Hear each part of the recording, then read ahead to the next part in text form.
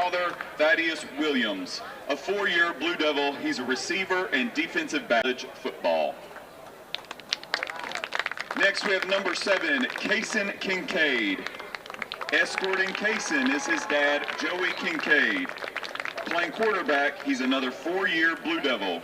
Next fall, Kaysen plans to attend college to major in nursing as he pursues a career as a certified registered nurse anesthetist. Number 9, Bryce Nesick. Bryce's parents, Alyssa and Joey Nesick, are escorting him tonight. He's a four-year Blue Devil, plays safety, and on the Football Leadership Council. Although he's still deciding where to go and what his major will be, Bryce plans to play baseball in college.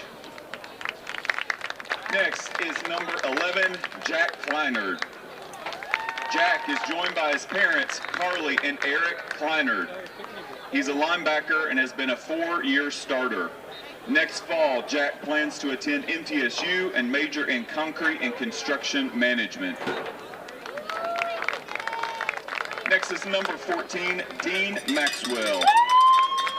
Dean's father and stepmother, Arthur and Amanda Maxwell, are escorting him on the field tonight. A three-year Blue Devil, he's a nose guard. Already in the National Guard, he plans to continue his military career and join the Marines. Next we have number 18, Cameron Nixon. Joining Cameron are his parents, Rusty and Lisa Nixon. The kicker and punter, he's a four-year Blue Devil. Next fall, Cameron will attend Western Kentucky University on an academic scholarship where he will major in architectural sciences. Next we have number 21, Andrew Hodge. Andrew is escorted by his mother, Megan Ligon, and father, Quentin Hodge. A running back and linebacker, he's a four-year Blue Devil. After graduation, he plans to pursue a career in the culinary arts. Next is number 24, Ashton Steverson. Ashton is the son of the late Shakira Steverson. He's escorted by his mom, Cornisha Pride. He's a four-year Blue Devil running back, and he plans to continue playing football in college while studying business. Next we have number 26, Noah Miller. Escorting Noah are his parents, Nathan and Jackie Miller. He's a holder and a three-year Blue Devil player.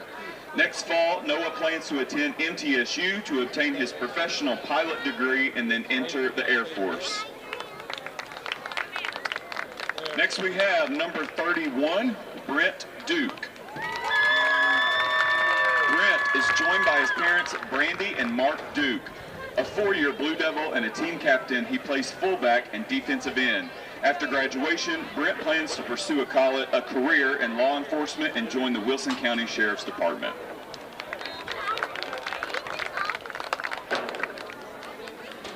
Number 40, Weston Binkard.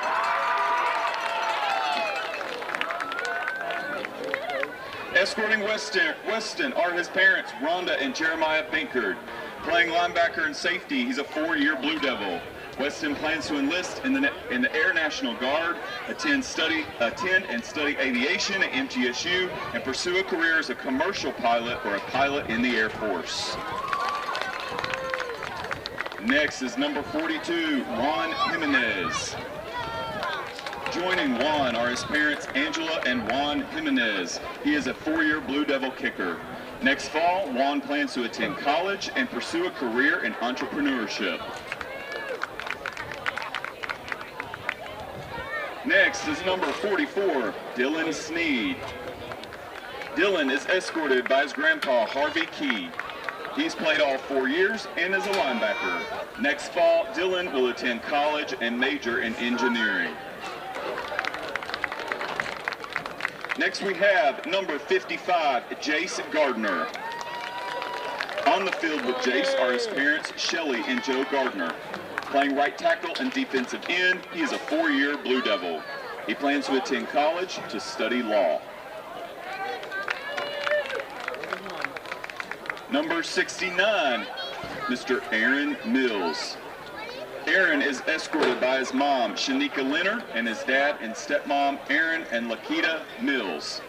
As a four-year player, he's on the field as a defensive tackle and end. He plans to continue his football career in college and study culinary arts. Next, number 80, Christian Warren. Joining Christian are his mother, Casey Finn, and father, Chris Warren. A two-year Blue Devil, he plays tight end. Next fall, he plans to attend MTSU.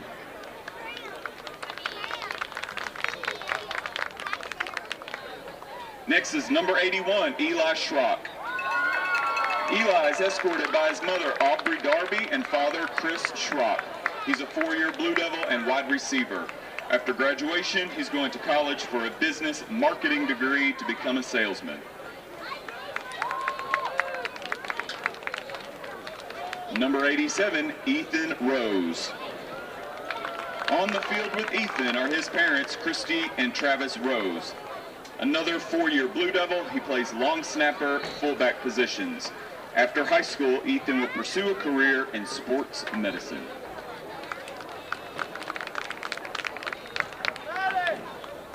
Next is number 91, Will Ackland.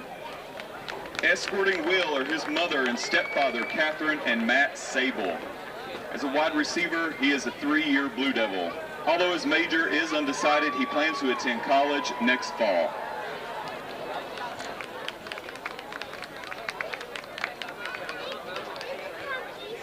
Give it up for your 2023 senior football players.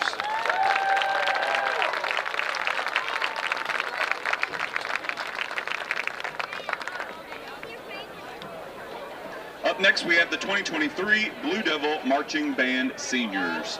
First, we have Zayden Allen. Joining Zayden are his mother, Melena Callahan, and grandpa, Michael Callahan. A four-year band member, he is the front ensemble section leader and is found on the center marimba. Next fall, Zayden will attend Vanderbilt University to major in music education and minor in music composition. Next, we have Kai Blanchard. Escorting Kai are her mother and stepdad, Megan Bullard, and Jace Ferguson and sister, Jay Blanchard. For 2 years, she has livened up the marching show as part of the Color Guard. Her post-graduation plans to study psychology include attending Cumberland for 2 years and then Southeastern University in Louisiana. Next, we have senior Nathan Benning. On the field with Nathan are his mother, Sarah Benning, and father, Sean Benning. During his 2 years with the band, he's played on the front ensemble and is currently on bass drum in the drum line. Next fall, he plans to attend college and study computer science to pursue a career in programming. Next, we have Robbie Bowman. Escorting Robbie are his parents, Angela and William Bowman. Robbie is a percussionist, has been in the front ensemble, and is currently on the drum line. Next fall, he plans to attend Tennessee Tech to major in music education to eventually, maybe one day, take Mr. Chanel's spot.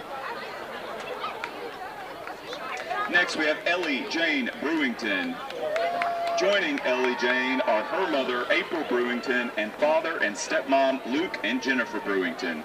She's played 4 years and is on the field with the front ensemble. After graduation, Ellie Jane plans to attend culinary school to pursue her dream of opening her own cafe. Next, we have Nathan Briggs. On the field with Nathan is his mother, Heather Briggs. Nathan is our drum major. Next fall, he will attend the University of North Dakota to study professional flight. Next, we have senior Elric Crosaw. Joining Elric on the field is his mom, Casey Crosaw. He has marched alto saxophone for 4 years. Next fall, Elric will climb Good Old Rocky Top to attend UTK and study chemistry. Next is senior Gentry Darks. Gentry is escorted by her father, Billy Darks. She has played and marched the flute for 4 years. Following graduation, Gentry's 4-year plan includes attending Cumberland for 2 years, followed by MTSU for 2 years as she pursues a career in forensic anthropology. Next we have Madison Darling. Escorting Madison are her father, Alfred Darling Sr., and mother, Amber Turner. She's marched flute 1 year and saxophone the last 3 and been on leadership for over 2 years. Next fall, she plans to attend college for graphic design and eventually pursue a career in tattoo artistry. Next, we have senior Kenneth Deviney. Joining Kenneth is his sister. He plays both mellophone and trumpet and is the 2023 mellophone section leader. Next fall, Kenneth plans to attend MTSU with a major in psychology. Next, we have senior Chase Dupree. Chase is escorted by his parents, Misty and Scott Dupree. Another 4-year marcher, he plays clarinet. He will major in engineering at either the Temple University in Japan or a little closer to home at the University of Tennessee in Knoxville.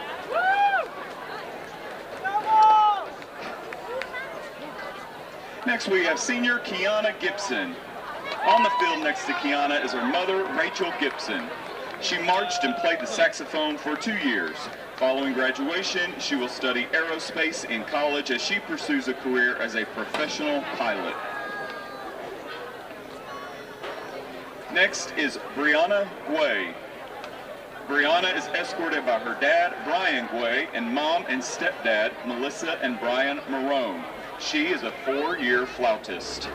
Although keeping her options open, Brianna is considering pursuing a career as a flight attendant or synchronized swimmer instructor.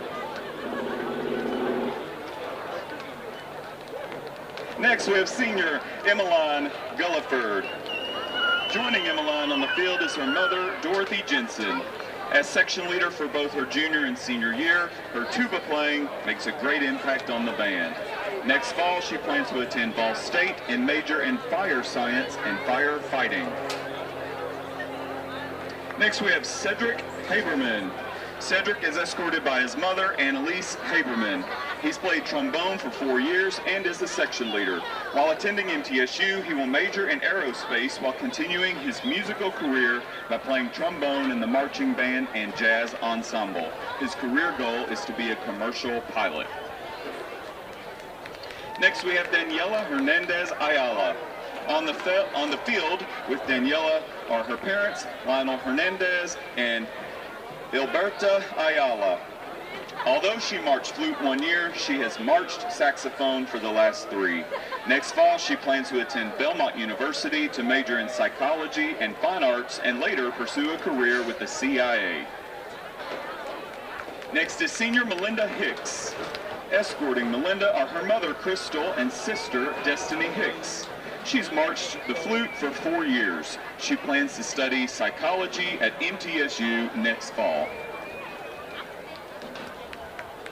Next is senior Kyle Knight. Kyle is joined by his parents, Ben Knight and Irene Barba. His 4 years playing trumpet has him the trumpet section leader and playing a solo during the show. Attending MTSU is Kyle's plan for his first degree, and then he'll decide what to do from there. Next, we have senior Braden Kohlicker.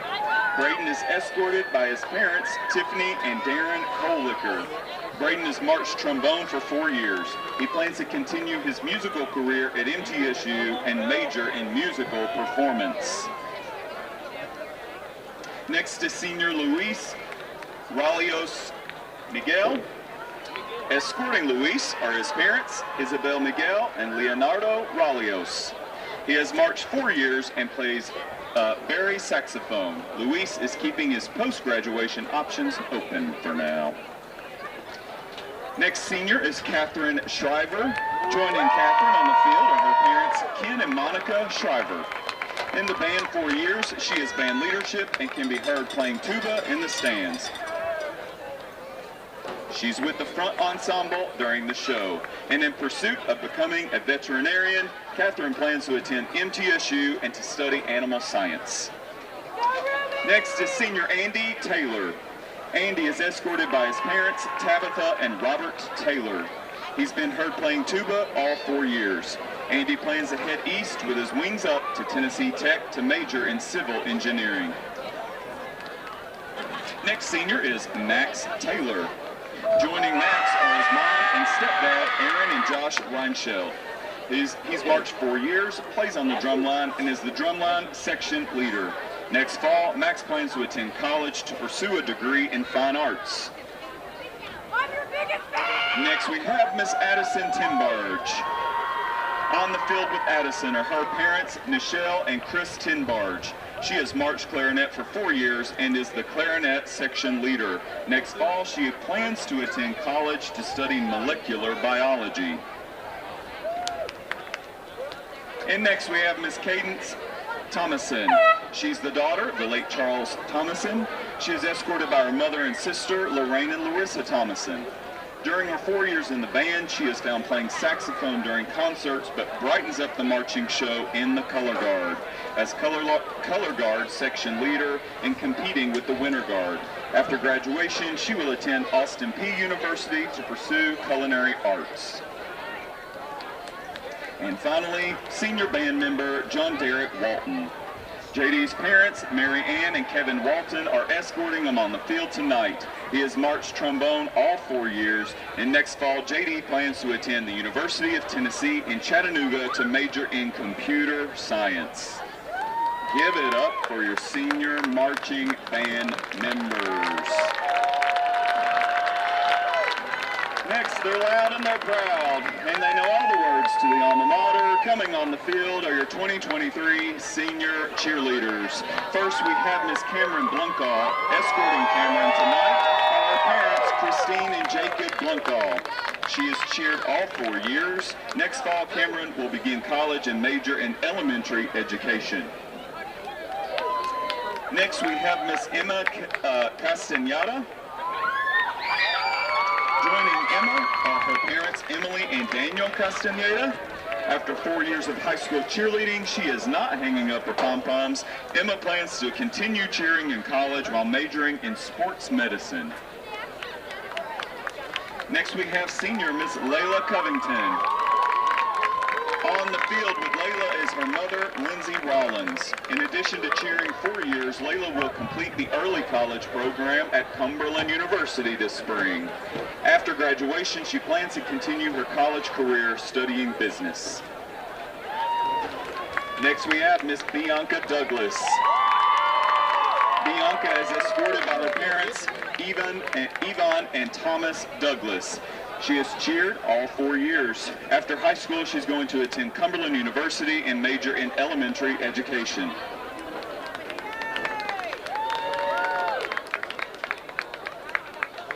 Next up, we have Lana Kate Grissom. Joining Lana are her mother, Tara Allen, and father, Bo Grissom. She has cheered for 4 years. Next fall, Lana Kate will attend Western Kentucky University, where she will major in business and pursue a cosmetology career while continuing her dance career in the Hilltoppers dance team. Next is senior Miss Cheney Heath. Escorting Cheney are her mother, Stephanie Morgan, and father, Daniel Heath. She's another 4-year cheerleader.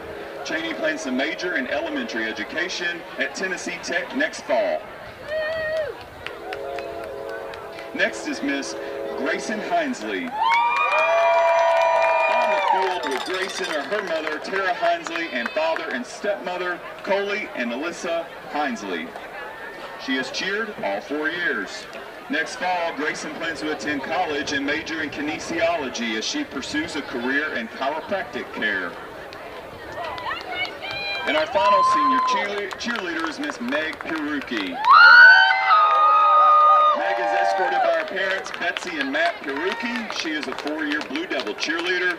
After high school, Meg plans to attend Santa Fe College in Gainesville, Florida, where she will study education sciences. One more round of applause for your senior cheerleaders. Marching on the field next are the 2023 Air Force JROTC seniors. First, we have Mr. Jackson Harris. Joining Jackson on the field are his parents, Rhonda Harris and Ray Harris. Jackson has spent 4 years with the Tennessee, with the TN 20023, and is currently a Cadet Master Sergeant. He has enlisted in United States Air Force and will leave for basic training in January 2024. Next is Trenton Silkett. On the field with Trenton is his father, Ronald Silkett. He's a cadet and has been in the Air Force JROTC program for 4 years. Following graduation, Trenton will pursue a career in the United States Army. Next we have Jackie Vincent. Jackie's escorted by his sister, Emma Vincent. He has been in the TN 20023 for 4 years and is a flight commander. Jackie plans to enlist in the military after graduation. And finally, we have Miss Grace Weiler. Escorting Grace are her parents, Stephen Weiler and Carol Weiler. She's been a part of the Air Force JROTC program for 4 years and is a Corps commander. After graduation, she also plans to join the Air Force. Jackson, Trenton, Jackie, and Grace, we thank you for your service.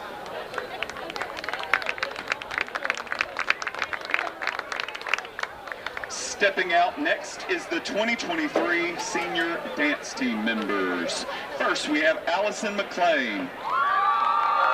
Allison is joined by her father and stepmom, Justin and Aunt Angela McClain. She is a 4-year Blue Devil dancer. After high school, she plans to study business and education while continuing her dance career. And we also have Miss Ellen Smith. Escorting Ellen are her parents, Larry Smith and Donna Smith. Next fall, she plans to go to college and study microbiology.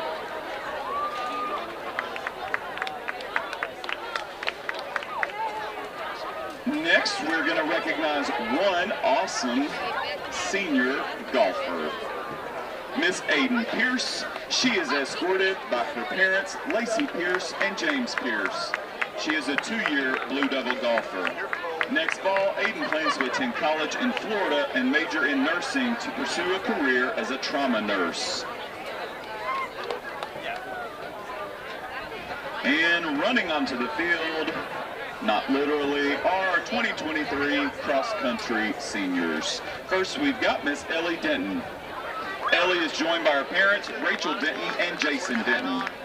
Ellie has been a 4-year varsity Blue Devil runner. Next fall, Ellie plans to attend college and major in special education as she pursues a career in occupational therapy.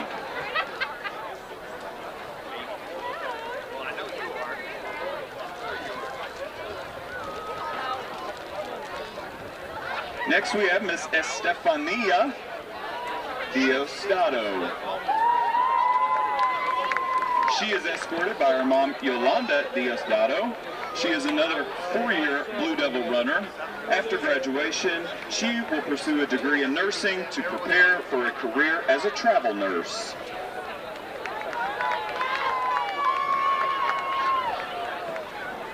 Next, we've got Terry Gonzalez. On the field with Terry are his parents, Charity and Francisco Gonzalez. He has run all 4 years. Terry will attend Maryville College next fall and major in environmental sciences. Next is senior runner Neely Hutto. Joining Neely are her parents, Megan Hutto and Brian Hutto. She has run all 4 years. Next fall, Neely plans to attend college with a major in business.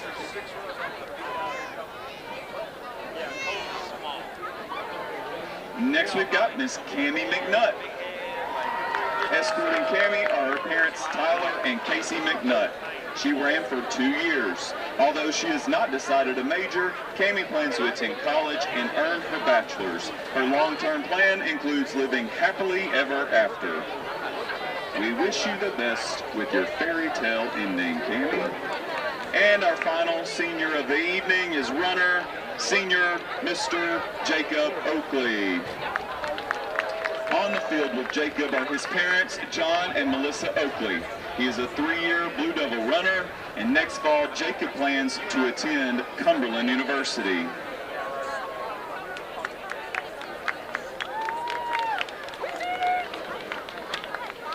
Lebanon High School wants to extend a thank you to all the coaches, directors, teachers for the many hours you've poured your heart into helping these students reach these milestones. Thank you to the parents, family, and friends who've supported, fed, donated, purchased, all the fundraiser things, cheered on, fed, driven to and from early mornings and late night practices and games, washed loads upon loads of laundry, and endured the oh-so-fragrant smells that come with all the hard work that has raised these athletes to this point in their careers. Congratulations, 23-24 seniors and parents. Never forget, once a Blue Devil, always a Blue Devil. And let's hear one last round of applause for all of the seniors tonight.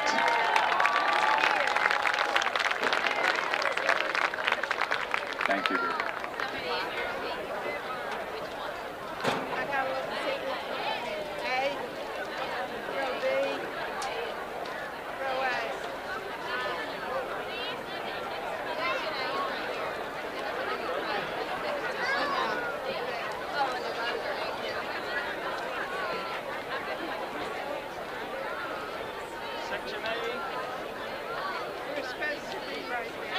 Ladies and gentlemen, speak to starting lineups for tonight's game. First is the visiting Hendersonville Commando. They come in at 6-2. Head coach is James Beasley. For the Commandos on offense, split in number 18, Riley Jordan. The left tackle, 79, Caden Parizek. At left guard, 56, Carson Gregory. The center is 69, Taylor Spain. Setting in, I tell them all the time, seniors don't blink. I tell them all the time, practice is over. Seniors don't blink. Fall camp, summer camp, over. Fall camp, it's over. Camp is summer scrimmages camp. Are over. We're into the season. No, it's scrimmages are over. We're into the season. We're 2 weeks away.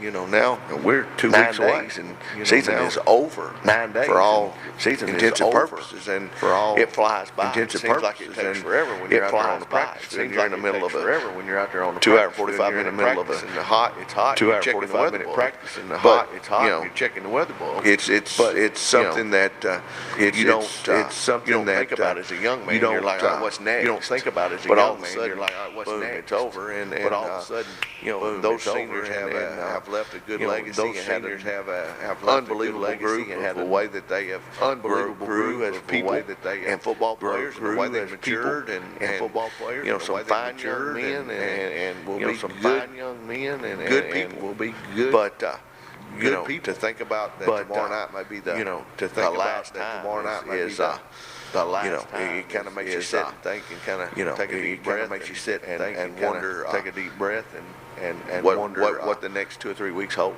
What the next 2 or 3 weeks holds. Been there for that last game. You and these guys have it for that last some game. Of them, these guys, it may not hit them for a while, but when it does hit them, it's like a ton of bricks when they realize there's the time where I won't be able to put a headgear on anymore.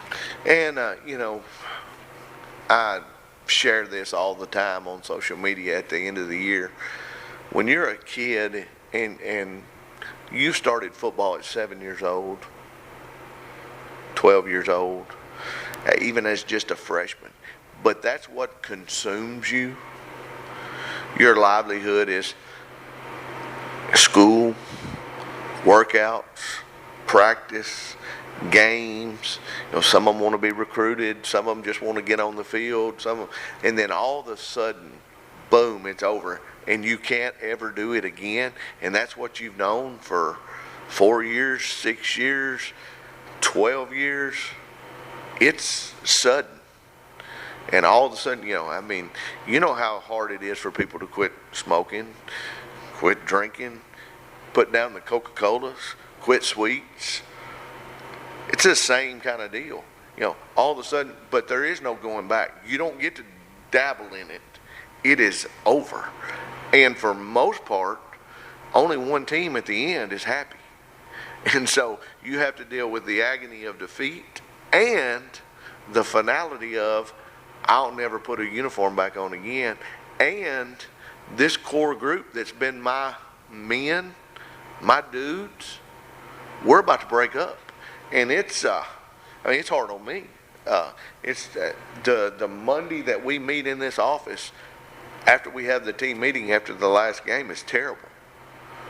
And it's not the same type of interaction that you go out there and you have with them on the practice field, and you're saying, hey, when they come out and make this check, and then, you know, we're laughing and giggling and talking in between plays and all that stuff. It's not the same, and it will never be the same, and it's tough. Our best to all those seniors who will go through that pregame ceremony, and there will be a bunch of them on the field for you tonight. Oh yeah, there will be a bunch of seniors, and you know, hopefully the game goes right and everybody gets to get in between the white lines and stuff like that. But you know, it's hats off to them. They have done a good job being Blue Devils and representing our brand and what we stand for. But there's still work to do, and you know, they'll never want it to be over, but it's in their hands, and you know, there's still possibilities that possibly we have another game back here. So, you know, I'm an optimist, so I'm saying it could be, but my hopes that we go handle our business, and then they'll get to experience that one more time. Chuck, as always, thanks for the visit. Have a good game. Joe will talk to you in the postgame. Thank you, Tommy. Chuck Gentry, head coach of the Blue Devils, with us on the Jersey Mike's Kickoff Show. Please stay tuned for more after this 2-minute commercial break.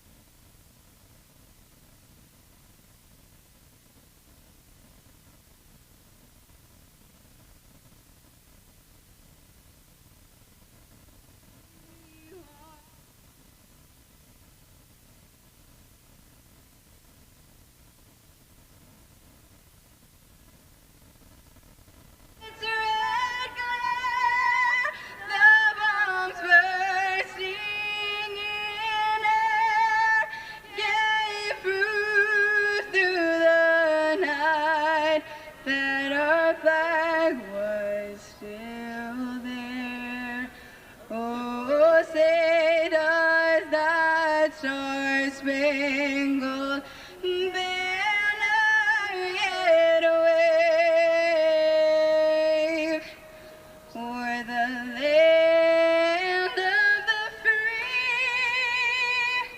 and the home of the brave.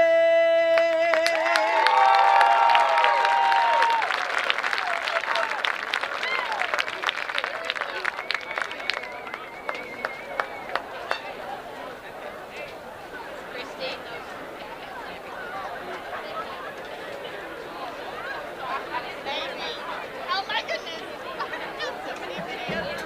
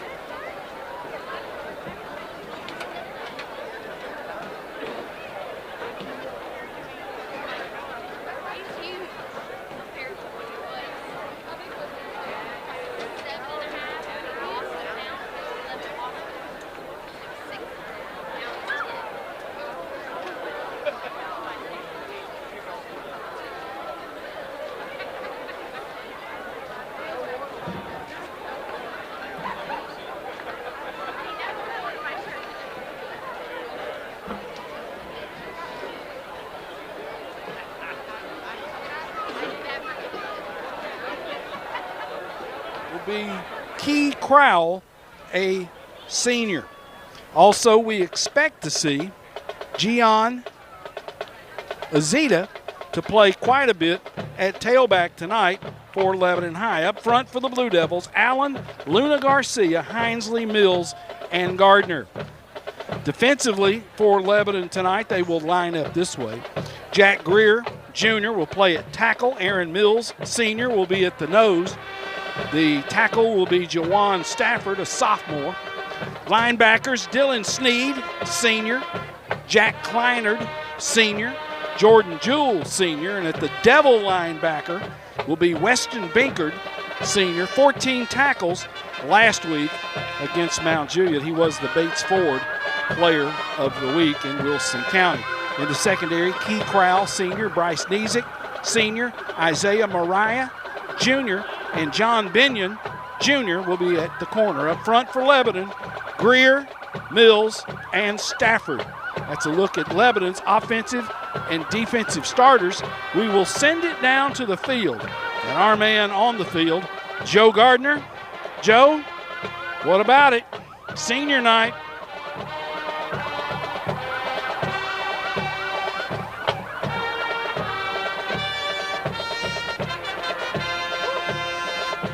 Joe's got his headset off, so he wasn't ready for us. When he puts that headset back on, we'll be able to send it down to the field. He doesn't have his headset on. Ladies and gentlemen, please direct your attention to midfield for tonight's point ball. Oh, he's got his microphone down here. No, I don't think so. Where was it?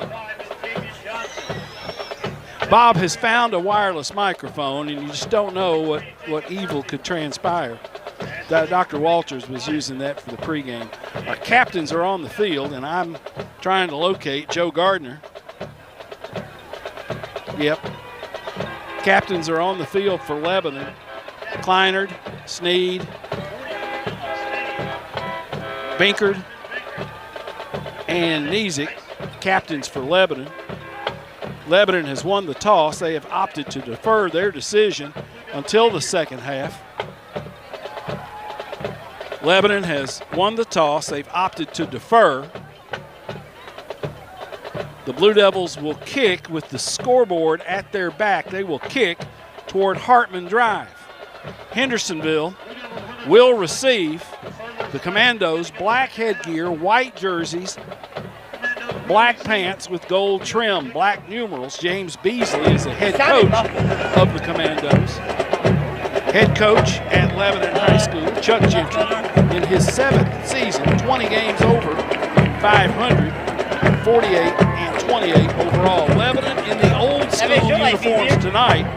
White headgear, blue jerseys, white football pants, white numerals on those blue jerseys. It looks like they could have played in the 1970s. That's the way Lebanon used to look back in the day. Joe Gardner, you got your ears on there, pal? Yeah, you.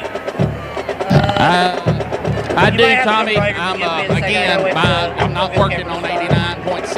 There's just static. So okay, I switched you guys to 98.1. Yeah, 98.9. So I'll have a delay.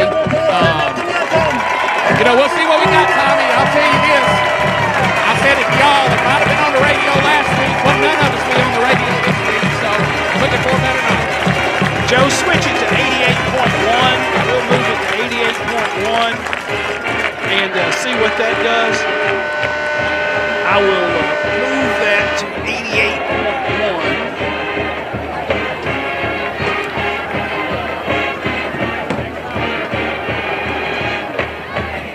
Don't ask. Don't ask.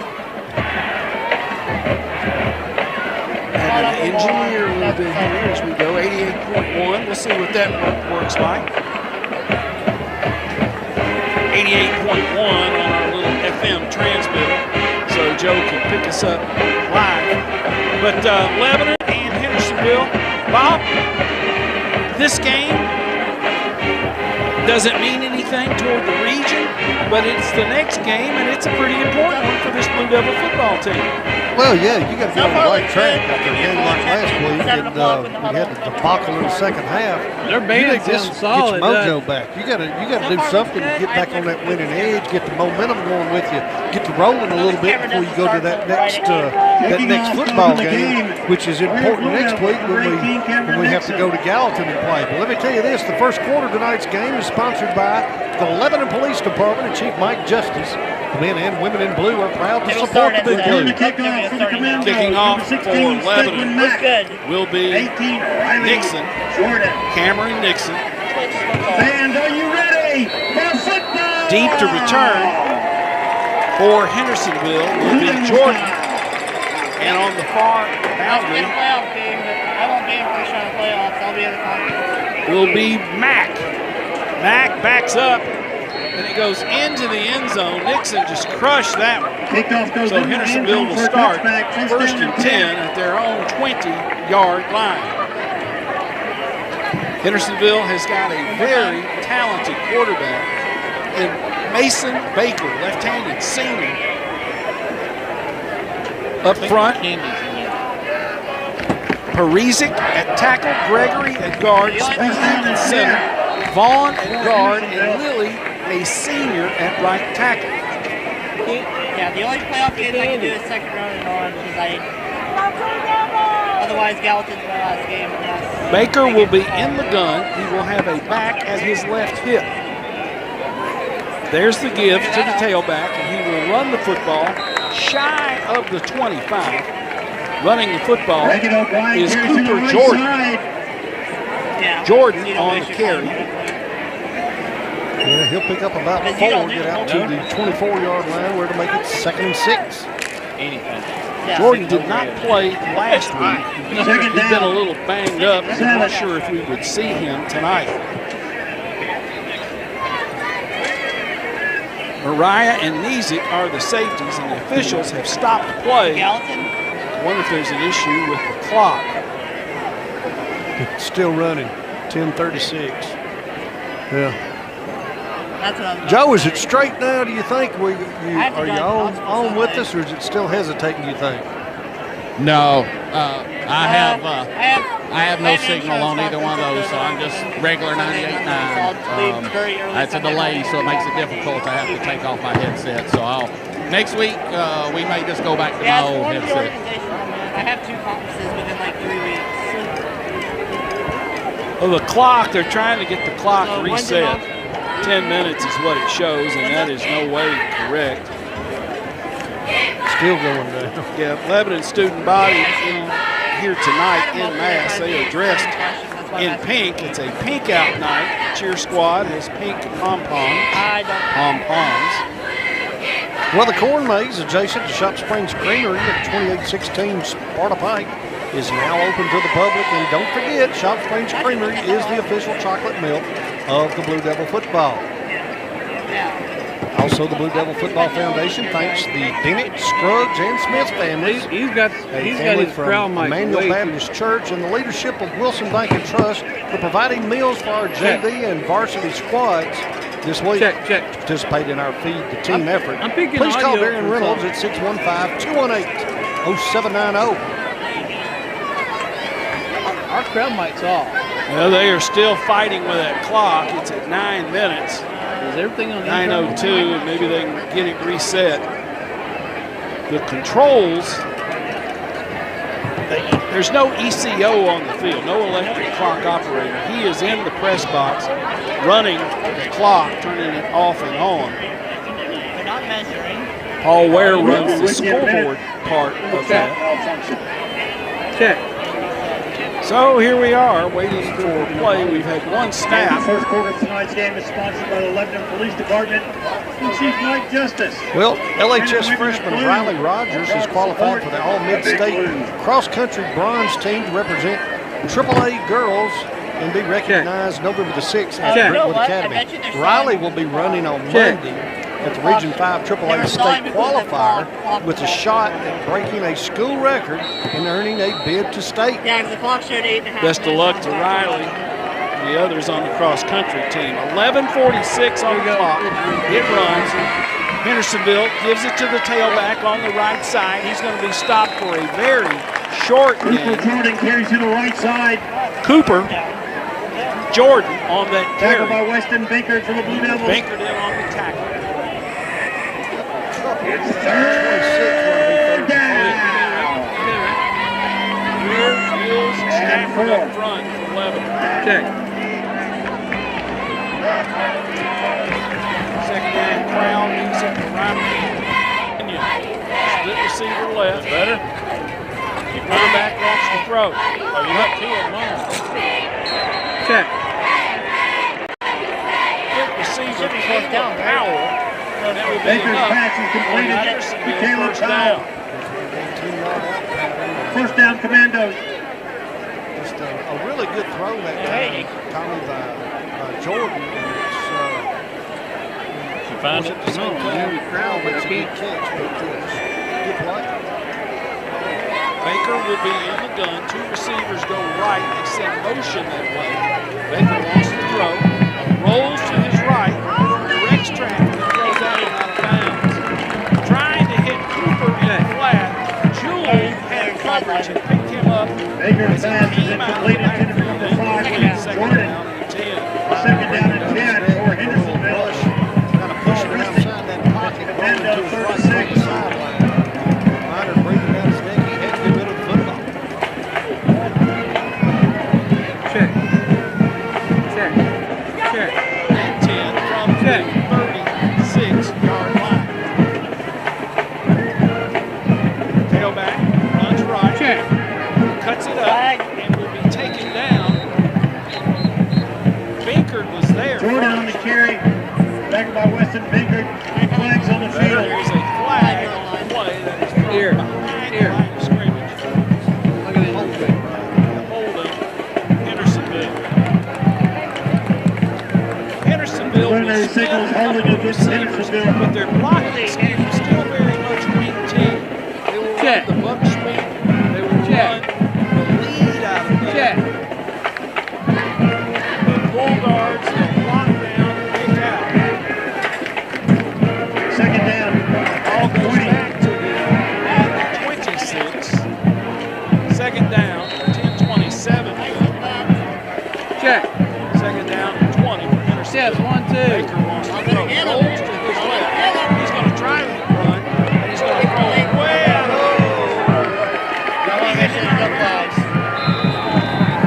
Joe, what about it? Do you think he was out of bounds when the hit was made, or what? Baker on the carry.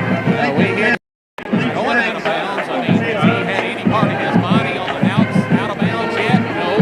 But he kind of gave himself up and threw the ball away, and I guess that was the interpretation. Who got it, Can't Joe? figure out where it's coming from. Joe, do you know who got it? Who hit him? Stafford. Okay. Well, the mark-off will Is there a be flag? against Lebanon.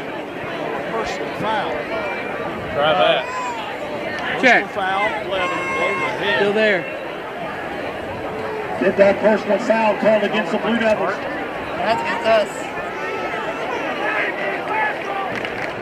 Second down, 5. Check. Baker had rolled here. his leg and hit the pass. That's 15 yards.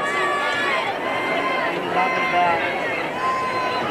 Either out of bounds or as he was going out of bounds. No, it's going to be second and 5. Against Lebanon. Second and 20. Hey, I know which one. Hey, I know which one it is. Indication to his head. Second down, and Stafford is still in the game.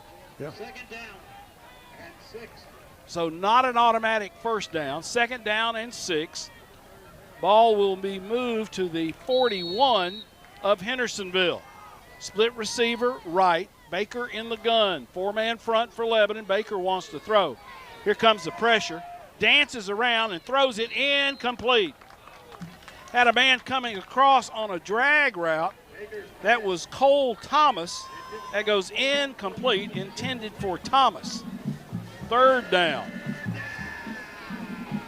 They've got to go to the 46. The ball is at the 41. So third down and 5. Well, I've already seen, Tommy, if he's got time to sit there and throw the football, he's pretty good. You get him on the run, his mechanics fall all apart when he tries to get rid of the football. Wing left, slot right, give it to the tailback, running to the near side, and he's not going to get the first down. That was Cooper Jordan on the carry, and he will be short of the first down. That'll bring up a 4th down and about 3. Line of scrimmage will be the 44-yard line. So 4th down and 2. In to punt the football will be Reagan O'Brien. Lebanon will send 2 men deep. Punt is away. Nice punt. Fielded by Key Crowell. Crowell tries to run to his left and is tripped up on a nice open field tackle by Hendersonville's Luke Carr. Key circled left, picked up a few yards, and Lebanon will take over at 9:20 to go in the quarter. There is no score. Lebanon's first possession of the first half. Lebanon will have it 1st and 10 at their own 32-yard line. 2 receivers go right. Hard count by Kincaid. They don't bite. Split receiver, solo receiver left will be Chaston Dixon. Tailback will be Azita. Freshman will set up on the left hip. Azita runs right, cuts back. Azita will move that football and still running, puts his head down and keeps those feet churning to the 41 or 42-yard line. 41, it looks like, will be the spot. A little bowling ball. Azita, he will pick up 9 yards on first down. 2nd and 1. Kincaid has Dixon set up on his right. Blocking back will be Andrew Hodge on the right. Play fake. He throws deep, throws it into double coverage. That is incomplete. Intended for Key Crowell. Back there in coverage was Blaze Hargrove, and it looked like he was going there come hell or high water. Yeah, I mean, he was looking one spot. He threw into double coverage, and by the time the safety came over, there were 3 of them on him, so somebody had to be open underneath. 3rd down and 1. 2 receivers left. That's Nizik and Searcy will split wide left. But get it off. Tailback, right side. First down, Big Blue. That is Andrew Hodge, senior tailback, fullback, blocking back. Picks up a Wilson Bank and Trust first down. Sends it off the right side. Nizik out of the game. Searcy will split wide left. Key Crowell will be in a slot left.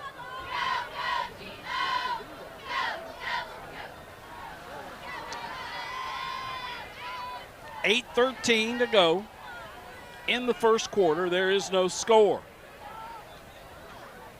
Motion. Now reverse motion by Crowell. Throw it out in the flat to Crowell. Threw it too high. Kincaid threw that one high and hot. As they came on the reverse motion, Crowell came in motion toward the tackle and then reversed his field and went back toward the boundary. Looks like he had something to pass a little high. Allen, Luna Garcia, Hinesley, Mills, and Gardner up front for Lebanon. Kleinert will be a tight end on the right. 3 receivers left. Motion, reverse motion. Kincaid in trouble. Get out of there, wants to throw. And that one, he was hit as he was throwing. That's an incomplete pass. No, they're going to throw a flag. He was hit as he was throwing. And they're going to call that. Let's see. Intentional grounding. Bob, he was hit as he was throwing. Yeah, they're saying he had nobody even close. I mean, well, if you get hit while you're trying to release the football. Oh, I agree. Yeah, that's what he's saying. Yeah. that's his argument. So, 3rd down and 20 for Lebanon. Line of scrimmage will be the 31-yard line. There's no good plays on 3rd and 20.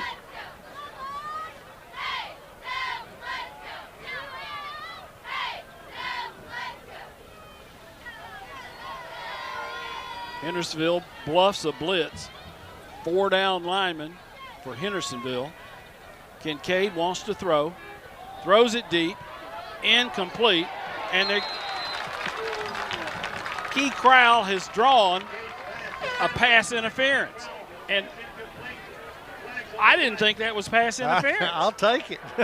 But, you know, we didn't think it was intentional grounding either. So I guess turnabout's fair play. Joe, I didn't think there was, unless there was holding that kept him from getting open. Well, it's situational football, guys. I mean, we're 3rd and long. They're in deep coverage. They've got us double coverage. Usually you don't see that play called because of the situation, but there, again, maybe just trying to make up for that last one a little. Ball's at the 46, not an automatic 1st down. 3rd down and 11. That was not a spot foul. Hodge will be the tailback behind Kincaid on 3rd down and about 11. Kincaid rolls left, flips a screen to Hodge. Hodge dropped it. Incomplete, and there's a flag on the play. A flag here on the near boundary as Crowell was locked up with a Hendersonville defender, Bryce Howden, Howden. Let's see what's happening here. Key Crowell's clapping his hands as though Lebanon has.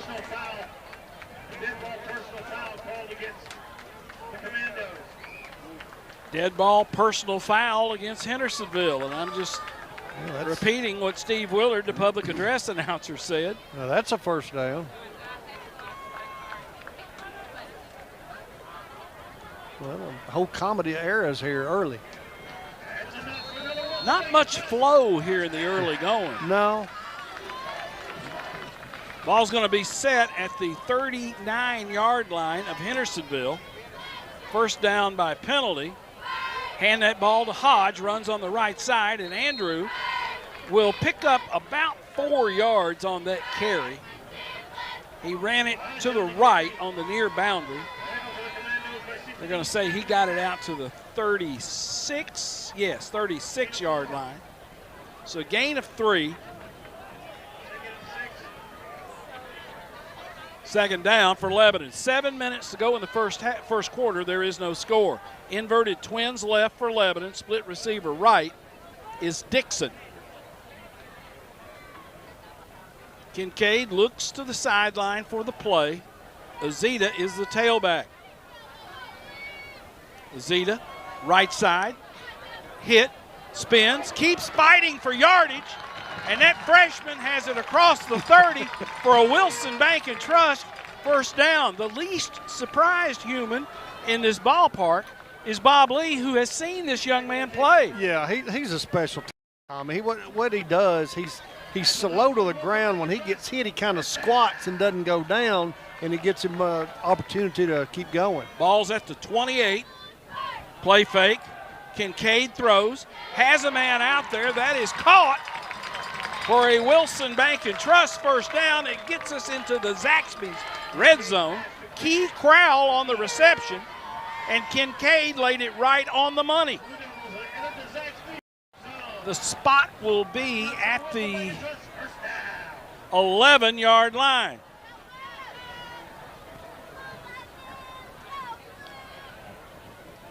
First and 10 Lebanon at the Hendersonville 11. Gain of 17 on that play. Hodge in at tailback, 2 receivers right. And Luna Garcia moved pre-snap. This is what we can't afford to do. When you get a drive going like this, you get a little flow to it, you get a little momentum going, you get a little rhythm, and then you have a pre-snap penalty. That's what kills you. Lebanon will change personnel. Searcy out. Callaway goes in. Callaway's first appearance of the night. 3 receivers go right. Binion, Dixon, and Callaway in a bunch set on the right, out by the numbers. Empty backfield as Crowell will be on the left. Kincaid wants to throw. Throws it in the flat to Callaway, who is tackled, and I think they took the ball away from him. No, they stopped it. Whoa. They did take the ball away from him, and recovering that is Bryce Howden, Howden. Ripped it out of his arms. Joe, any chance that was he should have been down? Nope. There was a collision, and as they kind of smacked each other face to face, he kind of lost the ball as he was going to his knees, but he was not down. So Howden with the recovery, and Lebanon's penetration to the 11 is stopped, and Hendersonville goes on offense. Tailback runs it on the right side. We'll cut it up. Cooper Jordan on the carry. He'll run it to the 22. Started that drive at the 20. Second down and 8. What a turn of events. 4:47 to go in the first quarter. Clock runs. 2 receivers split wide right for Hendersonville. They have a wing, and they send that wing back in motion to the right. Snap hit Baker, and he wasn't ready for it, and he has to jump on it. Sneed was there to take him down. Bob, it looked like he was directing traffic, and the snap came a little early. Yeah, he wasn't even looking for the ball. He's lucky it hit him in the face and didn't go over his head because he never saw it coming. Loss is back to the 19. Third down and 11 for Hendersonville. Maxwell in at nose for Lebanon. Tailback right up the middle, and he will have a first down. Cooper Jordan ran it off the right side, ran it off right guard behind a block of Landon Vaughn, and he will run it to the 41-yard line. Gain of 23 yards for Hendersonville. First down, Commando. Gaping hole just right up the gut. Somebody did not fit in that front. You shouldn't have a hole like that, because in theory, everybody's filling a gap. Baker sends a man in motion to the left. Tailback hits it off the right side, made a man miss, and now he's got some running room in the secondary, and he's finally going to be pulled out of bounds by Key Crowell. But again, that's Cooper Jordan on that carry for Hendersonville. He ran it off left guard after having success off the right side. And again, a big hole for the Commandos, and they will have it at about the 15-yard line. Yeah, nobody touched him coming through there. 28 yards on that carry by Cooper Jordan.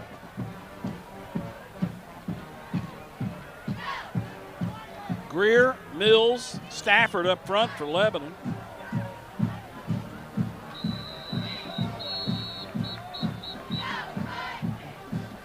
Play has stopped. Timeout, Hendersonville.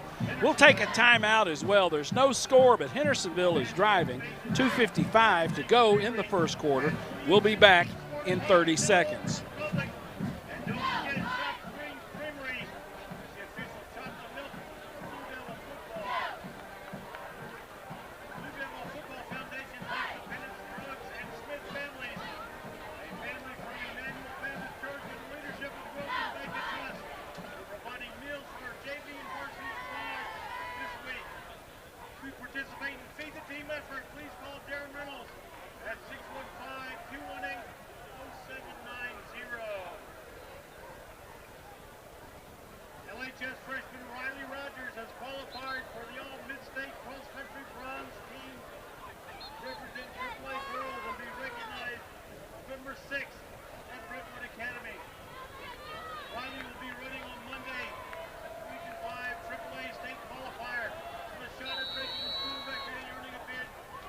At the Lebanon 15, 2:55 to go in the first quarter.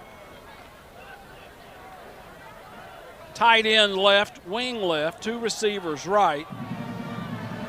Baker in the gun. Tailback, right side. Will run it to about the 11 on that carry for Hendersonville. Was Dale Payne, P-A-Y-N-E, Payne, on the carry for Hendersonville, and the gain goes from the 15 down to the 12-yard line, gain of 3. Niesick doing a good job of coming up in run support that time from our secondary, and did a good job of coming up and making a stop.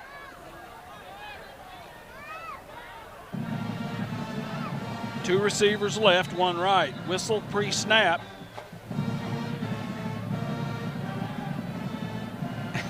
And the official is sending a Hendersonville receiver out of the game. He's got a little blood on his elbow, so Cole Thomas has to leave.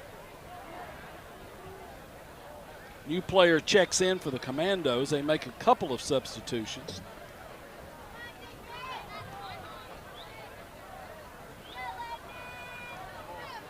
Stop the clock, 2:14. With the player being sent off to get taped up. Ball at the 12 for the Commandos. Two receivers left, two right. Baker in the gun.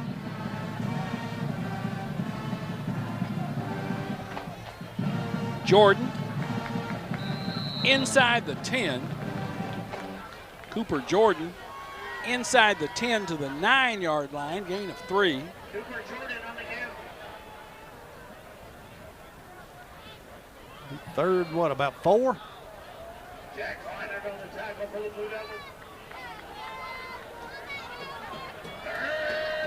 This close to the goal line, the back line of the end zone is like a 12th defender. They can't throw it deep because they don't have very far to go.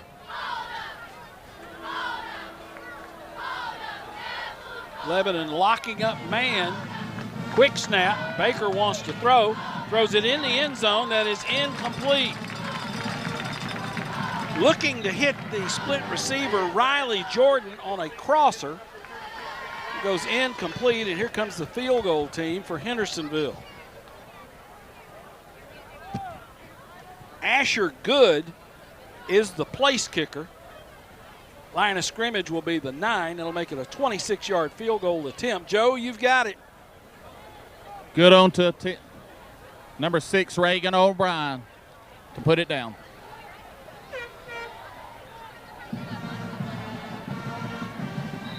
Snap, we're going to have pre-snap movement. They're going to call it on Lebanon. If they do, that will give Hendersonville a first down. Back up to you, Tommy.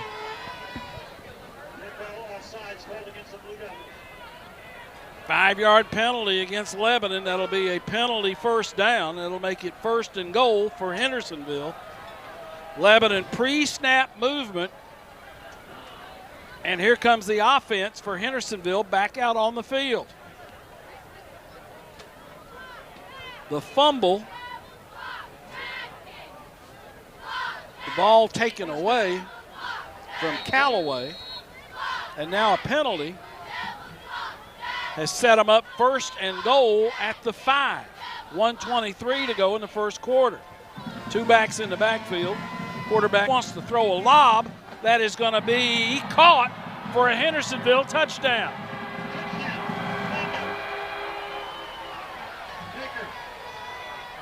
Riley Jordan in the corner of the end zone. Baker lofted a high pass.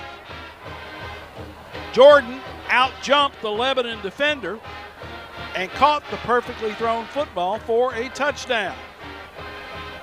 So the Lebanon penalty directly led to a touchdown. Joe, you've got the call. Good on to attempt. Snap. Kick is good. Hendersonville with a gift from Lebanon's defense turns 3 into 7. Lead our Blue Devils 7-0. Minute 17 to go on the first. We'll be back in 30 seconds.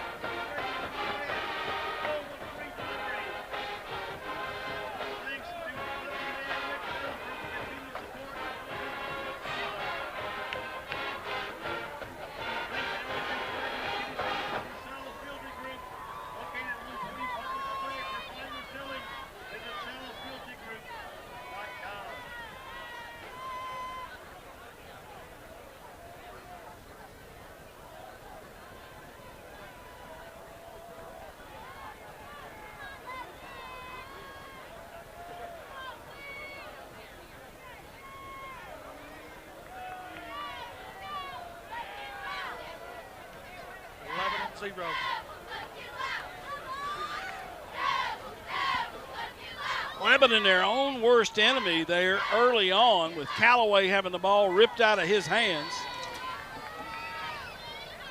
And then the penalty on the field goal attempt. Reagan O'Brien will kick off toward the field house. High kick, angled toward the boundary. That's going to be caught on that far sideline and run back for a short return by Jackson Campbell, who fielded that one as if he'd been doing it all season long. Yeah. And I like it. You know, hey, he didn't try to run all the way to this sideline to try to get get around the end. Just hit it upfield and, got pretty good field position out here at the 38-yard line. 1st and 10 Blue Devils at the 38. Trailing 7-0 with 1:12 to go in the first quarter. Azita will set up on the right hip. Play fake. Throw that ball complete to Chaston Dixon, and that'll be a Wilson Bank and Trust first down. Not quite a slant because Kaysen let him run toward the middle of the field to kind of get in that space between the safeties. Well, yeah, and kind of splitting the linebackers too, because it's the on that slant you're getting to the outside of the linebackers, and that was right between them. Ball's going to be at the 48 of Hendersonville. Nice pitch and catch. Kincaid to Dixon. 2 receivers right, 1 left. Azita will set up on the left hip of Kincaid. Short motion.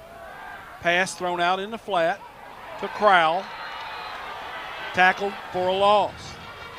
Key's drawing a crowd. Yeah, they were with him step for step. Loss on the play, back to the 49. They're not going to let us get these little short passes like right at the line of scrimmage to Key. We're going to have to get it to him somehow, coming back across the middle, coming in front of the quarterback or something to get him the football. Key will split left as a flanker. Azita, tailback on the right. End of the first quarter. That is the end of the first quarter of play. Lebanon trails Hendersonville 7-0 at Tribble Field, Watkins Stadium. We'll take a 60-second break, 60 seconds, and we'll be right back.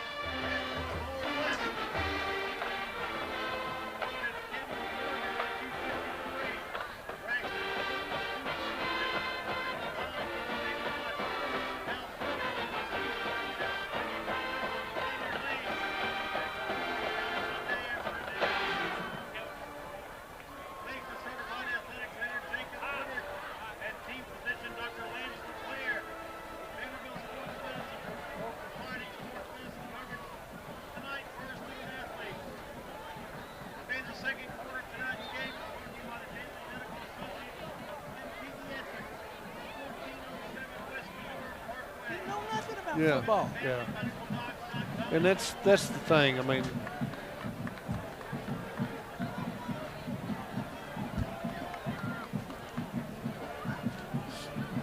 let me get this. I'll get it after the play. Okay.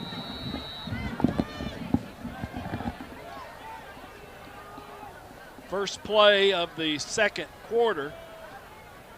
Handoff, double handoff. That goes to Crowell. Crowell draws a crowd. He'll pick up a couple, and that's about it. He has bounced out of that pile and has run that thing left and is still fighting for yardage. What a run by Key Crowell to the 40-yard line of Hendersonville, and there's a flag on the play.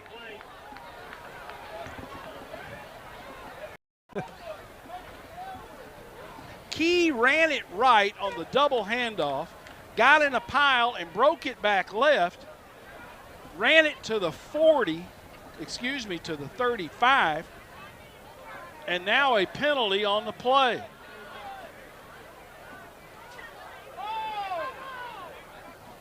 Personal foul. Offset. Offset. Does the play stand? Yes, it was it was a dead ball foul after the play. So they're going to spot it at the 40. So the gain was from the 40, from the 49 to the 40. Gain of 9 for Key Crowell, and I don't know how he got out of that pile. Second down. Third down, they're saying on the box, and about 2 to go. Azita runs right, fights for yardage, and he's going to be close to the sticks. They're going to get a face mask, I believe. They've stopped the clock. That would indicate enough yardage for a first down, and then there is a flag.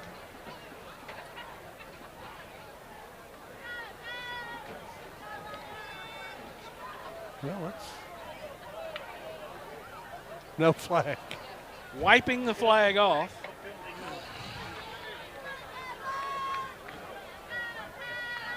Searcy comes in. First down. First down. Lebanon, Wilson Bank and Trust, first down. Line of scrimmage, we'll be calling that the 38-yard line. Azita sets up on the right hip of Kincaid. Kincaid throws deep, throws it into double coverage, and that is caught by a Hendersonville defender. He was the only one open. Bryce Howden with the interception. He stole the ball from Callaway earlier in the game. And Kincaid threw it to the only open man, and he happened to be wearing a white jersey. Bob, where was he throwing the football? I don't know. That one baffles me. There was 3 defenders down there, and our receiver, our Lebanon receiver, had cut his route off. So I mean, there were 3 deep. I mean, almost triple coverage. So you got me there. I don't know. Checking in to play at a corner for Lebanon is Austin Harrison. Give, tailback, running left. That's Cooper Jordan. Line of scrimmage was the 13. Maxwell comes in. Mills comes out. Gain will be to the 20-yard line. Gain of 7.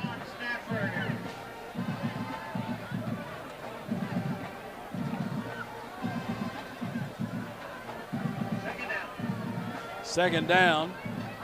Baker in the gun, wants to throw. Throws a pass that is complete, and he is forced out of bounds by Binkard. Get out to about the 28. I didn't see who made the catch. Did you guys catch it? Was it number 11? Believe so. It looked like Zuger, Z-U-G-E-R, Justin Zuger on the reception. 10-11 to go in the first half. Lebanon trails 7-0. Hendersonville with a first down. Double handoff. Hendersonville runs it. Dropped it. And he dropped that football. We got it. Let's see. Yes, sir. Jewell got it. Jewell recovered the football. Jordan Jewell picked it up as they ran the double handoff. Fumbling that football was Cole Thomas. And the ball popped loose, and Jordan Jewell was there. So the two teams have swapped turnovers, and now Lebanon has it at the Hendersonville 29-yard line. And we've got to capitalize on this, Tommy. We, get a break like this, make it hurt. 10:03 to go in the first quarter.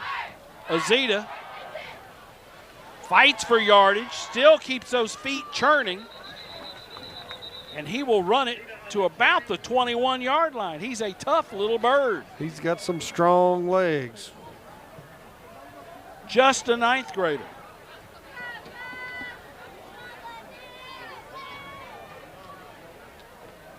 Gain will be to the 20. So a gain of 8. Call it the 21-yard line. Gain of 8. 2nd and 2.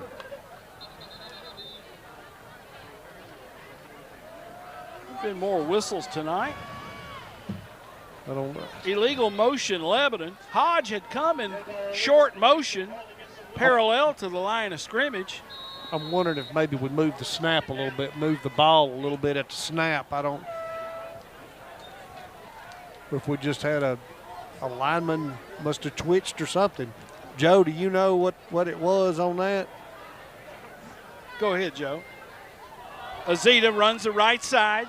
Azita will be close to a first down for Lebanon.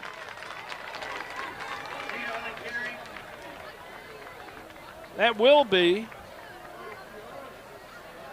Let's see if they bring the chains over. They're going to measure, I believe.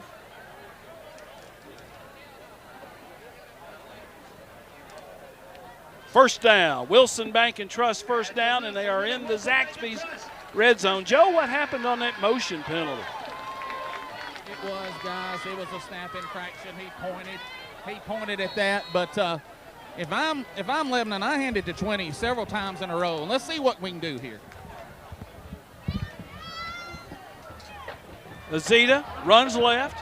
Azita tries to cut it back inside, and he is hit hard. And he's going to be down at the 12-yard line.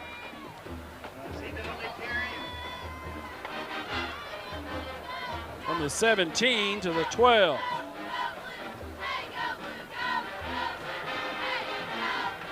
And you hate drawing comparisons to players, but he's got thighs like Patrick C. used to have. He's got some stout legs, that's for sure. Huge calves.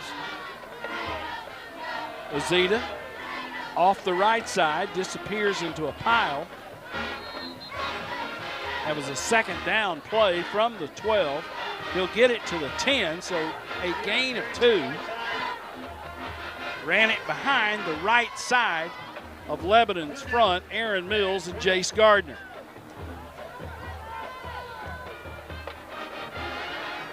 Third down and 3 from the 10. Lebanon in the Zaxby's red zone.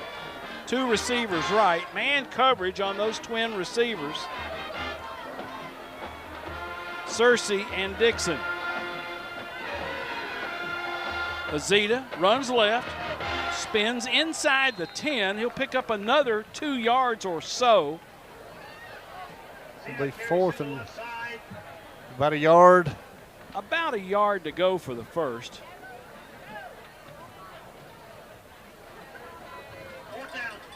Fourth down. They ain't gonna think about it. Timeout on the field. Timeout on the field with 7:23 to go in the first quarter. Lebanon trails 7-0. We'll take a 30-second break, and we will be right back.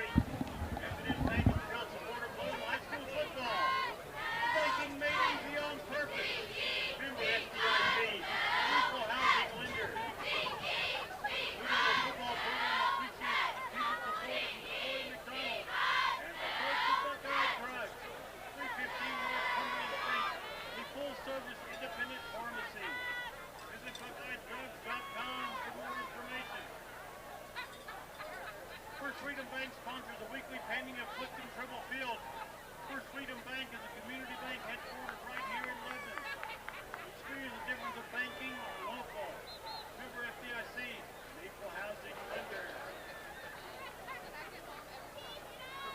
253. Braxton Crook, 233. Peyton Hodge, 181. Now 3-0 on the season. The Blue Devils travel to McMinnville Pioneer Lanes to take on Warren County Monday afternoon. 4th down and 1. They're calling it the 8-yard line for Lebanon.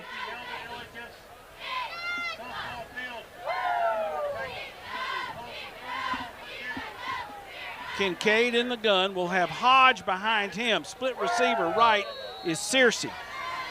4th down and 1. Kleinert will set up as a tight end left. Quarterback, throwback, completed. Gardner on the tackle eligible. Touchdown! Big Blue! Can you believe that? Jace Gardner, touchdown! Tackle eligible. Woo! And you won't be able to tell old number 9 anything. Lebanon started the flow left and tackle eligible. Jace Gardner catches the touchdown pass from 8 yards out. And how's that for senior night, Joe Gardner? Yeah, Tommy, it's pretty good. He's going to go home with y'all tonight, stay the night. Dixon on to attempt. Noah Miller to put it down. Snap, hold, kick is good. Quickly before we go to half, they worked on that all week. He told me, don't tell Mama. I see she saw it. Touchdown Blue Devils, Jace Gardner. We'll be back. 7:13 to go in the half. It's tied at 7. We'll be back in 30.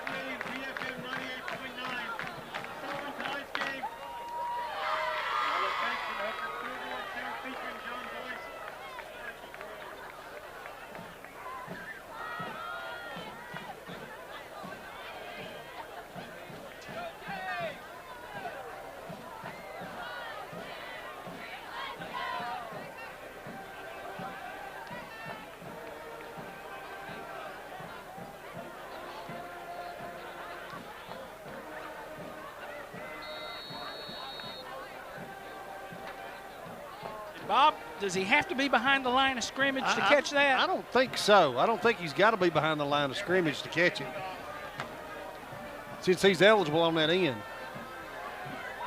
Nixon's kick will be fielded at the 5-yard line.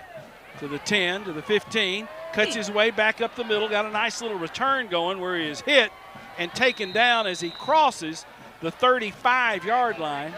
On that return for Hendersonville was Stedwin Mack, Stedwin Mack, on that return for the Commandos. What a shot in the arm for Lebanon. Yeah, buddy.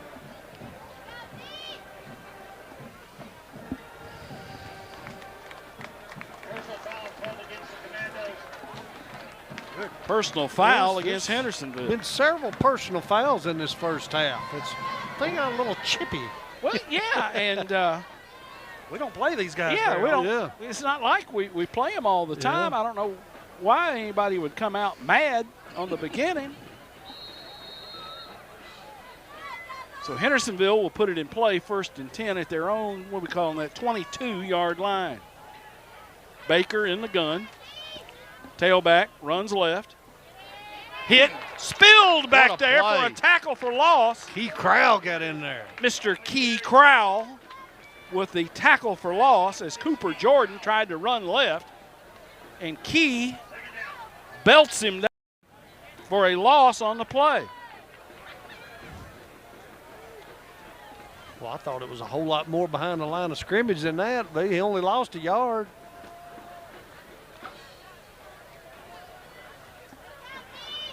Calling that the 20-yard line, 2nd down and 11.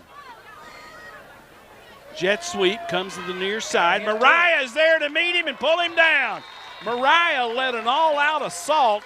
Zuger on the jet sweep coming to the near side. Mariah was there first, Bob, and then came his buddies. Well, did a really good job of having his containment, staying at home, getting outside, and instead of, not trying to kind of cheat in and angle toward him, made that wide sweep to keep his containment, and then he had help coming from the inside.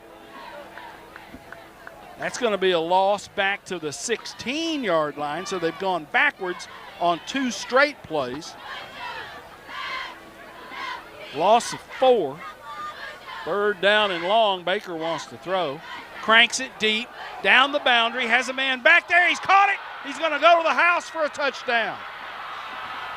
All the way for a touchdown. They threw it complete to Riley Jordan, and Jordan takes it in for a touchdown. Binion fell down trying to defend him, and Riley Jordan, they go the distance on 3rd down and 27.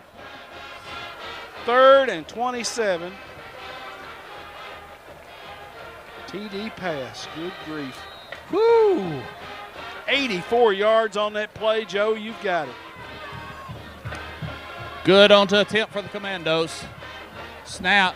We rush one on, but he punches it through. 5:29 to go on a half. Hendersonville 14, Lebanon 7. More after this 30-second break.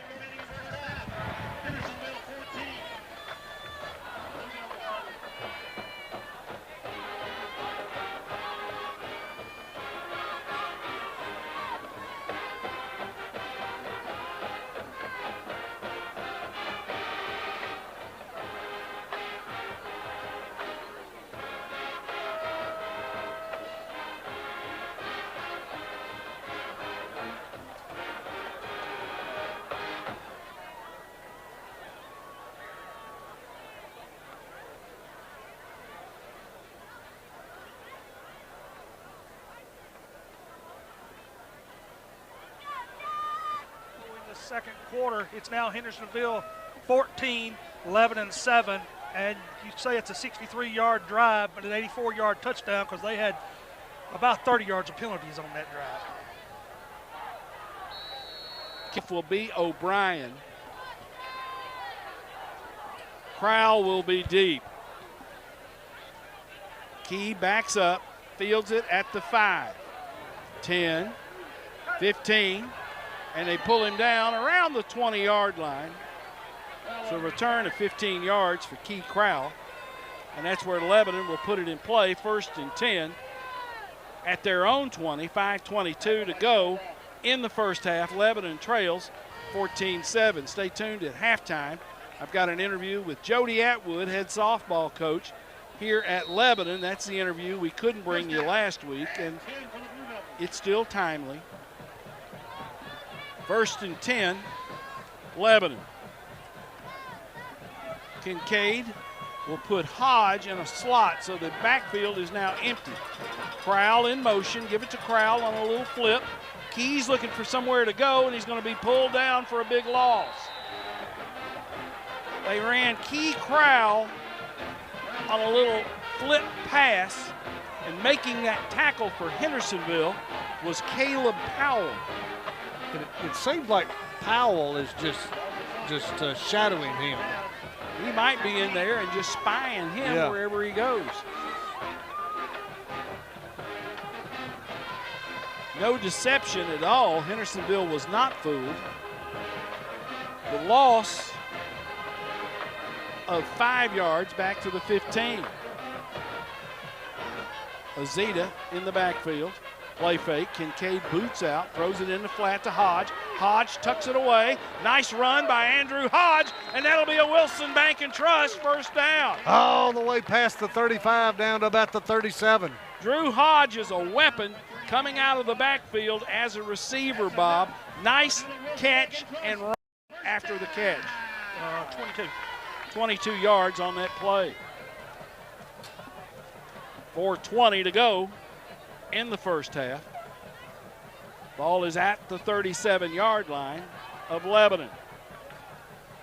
Twin receivers right. Azita tries to get on the edge. Going to lose yards. Azita on the carry. They're going to call it no gain. Yeah, get back to the line. No gain on the play, 2nd down. 10. Allen, Luna Garcia, Hinesley, Mills, and Gardner up front for Lebanon. 2 receivers right, 1 left. Lebanon tried to get Hendersonville to jump. There was movement, but nobody penetrated the neutral zone. 4-man front for Hendersonville. Kincaid, play fake, throws, hit as he throws. Incomplete. He got hit from the backside. He didn't have a chance that time. Making that big hit for the Commandos, Logan Wisenant. W-I-E-S-A-N-T.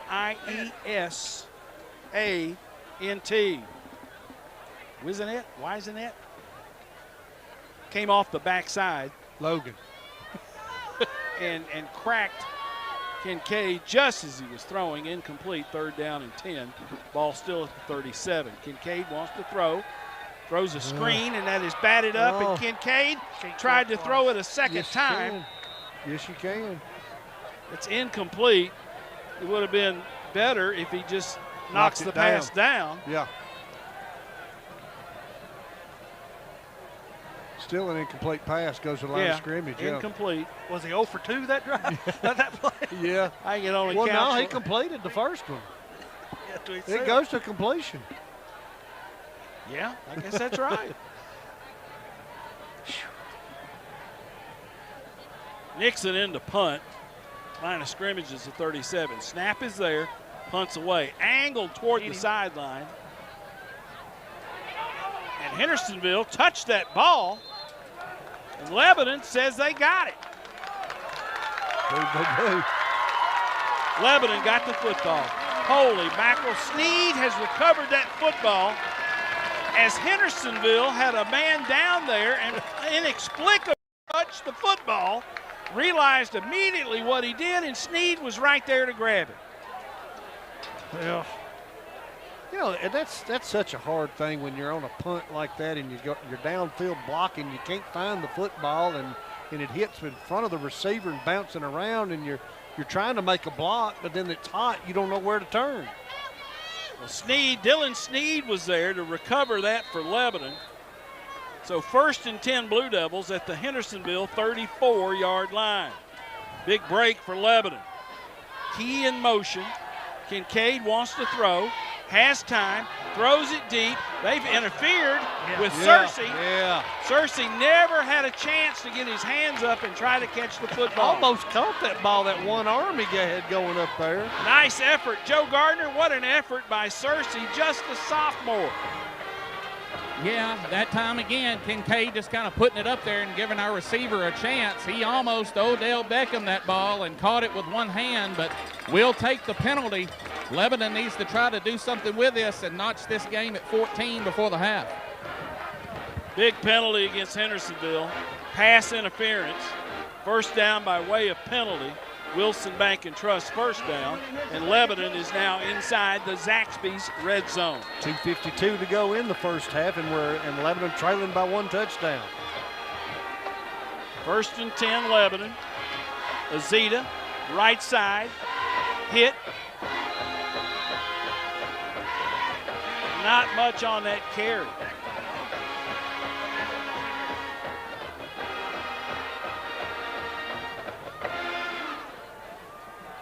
Gain will be from the 19 to the 16. He got 3, and I don't know how he got 3. 2:17 in the half, and the clock runs. Ball's at the 16-yard line. Kincaid has Hodge next to him. Crowell, stop and go motion. Kincaid throws.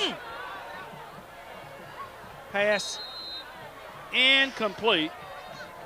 Where was he going? I had my eyes on Kincaid, Bob. Was right across the middle there trying to hit Dixon.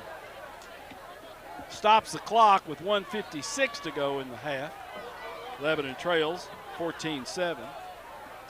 Keep an eye and see where lined up.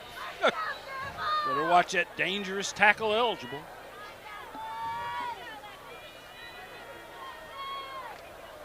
Third and 5. Ball at the 16. Tight slot left. 2 receivers right. Kincaid rolls left, in trouble, throws. Pass is going to be incomplete, intended for Dixon. Dixon, a diving effort. Hendersonville celebrating the incomplete pass. Field goal. And here comes the field goal team. Line of scrimmage is the 16, so add 17 to that. That should make it a 32, 6, 12, 13, 33-yard field goal. Bob, your math much better than mine. Well, that's saying something, isn't it? Yeah, I do a little ciphering sometimes. Joe, you've got it. Nixon from the right hash. We are going to have a pre-snap penalty. Imagine that. The officials will have to wash their flags after this game because they've been well used. That is going to mark 5 off for Lebanon. Still will make it about a 4th down and 2. We'll see what decision we make here, Tommy. And does it look like we're just going to leave Nixon on? So this will move it to the 12, add 17. This is a 29-yard attempt from the right hash. Miller to put it down. Nixon to try to put it through. Snaps there. They get a little pressure, but he's going to say we pulled it left, but they roughed our kicker, Tommy, so we will stay on the field for this one, and I'll go back up to you. Thank you, Joe. They roughed the kicker, so wipe out the attempt. Hendersonville with back-to-back penalties. You would not know this was the 9th game of the season for either team. Yeah, it looks both teams are playing like it's the first game of the season with the mistakes and penalties, and just not a very cleanly played game at all. On the 6. So Lebanon will maintain possession. It'll be 1st and goal. Yeah, 6. From the 6-yard line. Wilson Bank and Trust first down by way of penalty. Motion out of Crowell. Kincaid wants to throw. Pressure. Get rid of it, son. He's going to get sacked. Back there to tackle him was Josh Sartain. Get rid of it. I'm with an old quarterback here. You got to throw that one away, Bob. Yeah, it's just can't afford when you get that close to the goal line to go backwards. Throw it away, especially if it was 1st down. Yeah, on the 6. Yeah. Ball's back at the 15-yard line. Kincaid rolls left, throws in the flat, incomplete, intended for Dixon.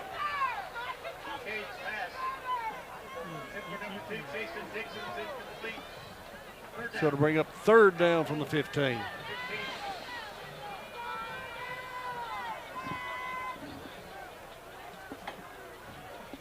Columbia Academy is destroying Mount Juliet Christian Academy. It is 55-0, and it's not even halftime.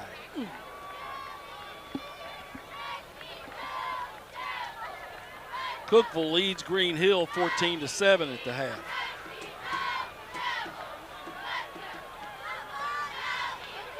Kincaid wants to throw, flips the pass to Crowell. Crowell makes a man miss, and he takes it in for a touchdown, Big Blue. How did he make him miss? Nice effort by Key Crowell, Bob, as he made that man miss. Yeah, he did. I thought he was going to be dead to rights at about the 5.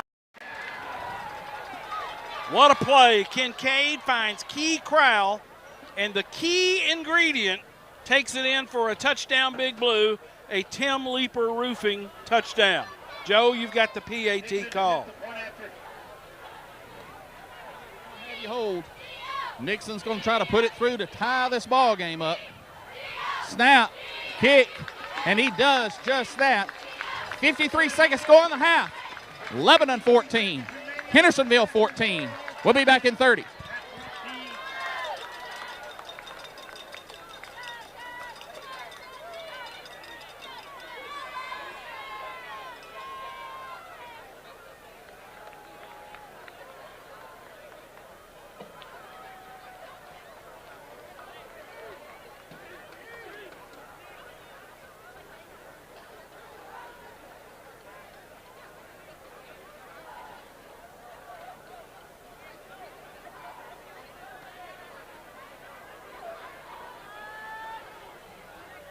All right, Lebanon answers them back on a 7-play, 34-yard drive. Kincaid to Crowell for a 15-yard TD pass. Nixon PAT's good. 53 seconds to go before halftime. We're tied, Lebanon 14, Hendersonville 14. Nixon will kick it off for Lebanon. Deep to return on the near hash is Mack. Jordan will be standing at his own 5. Nixon bangs it toward Mack, fields it at the 6, 10, 15, and is pulled down. Nice play. Nice open field tackle by Lebanon cover man Jackson Campbell. The junior hustles downfield and gets the return man down, Cedric Mack. Took on that blocker, did a really good job of taking that blocker and driving him back and then peeling off of him to make that tackle. And when you're on kick coverage, you're a different kind of animal. Yeah, that's the crazy side. Spotted at the 25-yard line, 1st and 10 for Hendersonville. Baker is the quarterback. Tailback spinning for a near first down. He's out to the 35-yard line. That is Cooper Jordan on the carry.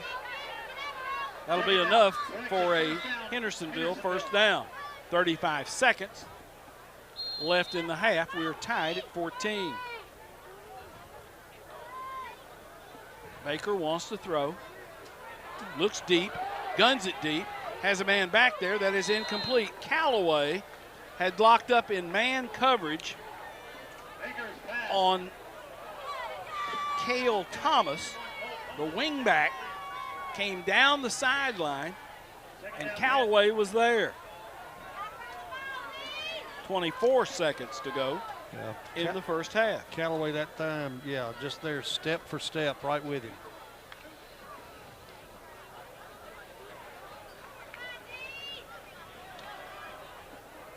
Two receivers go left, two right for Hendersonville. Baker in the gun, he wants to throw. Baker looks right, here comes the pressure. He escapes, he's gonna pull it down and run. Got a lot of room to run, and he will get it out of bounds, shy of the 50-yard line, enough for a first down for the Commandos. 12 seconds to go in the period, and Bob, there he is. He finally cut loose and ran one. First time he's run the ball tonight, and been hearing so much about him, and I had not seen it yet. But he kind of showed a glimpse of what he has the opportunity of doing. And of course, he played in another region last year. We didn't get to see this kid. But they really like him in Hendersonville. Two receivers right, two left. Baker in the gun.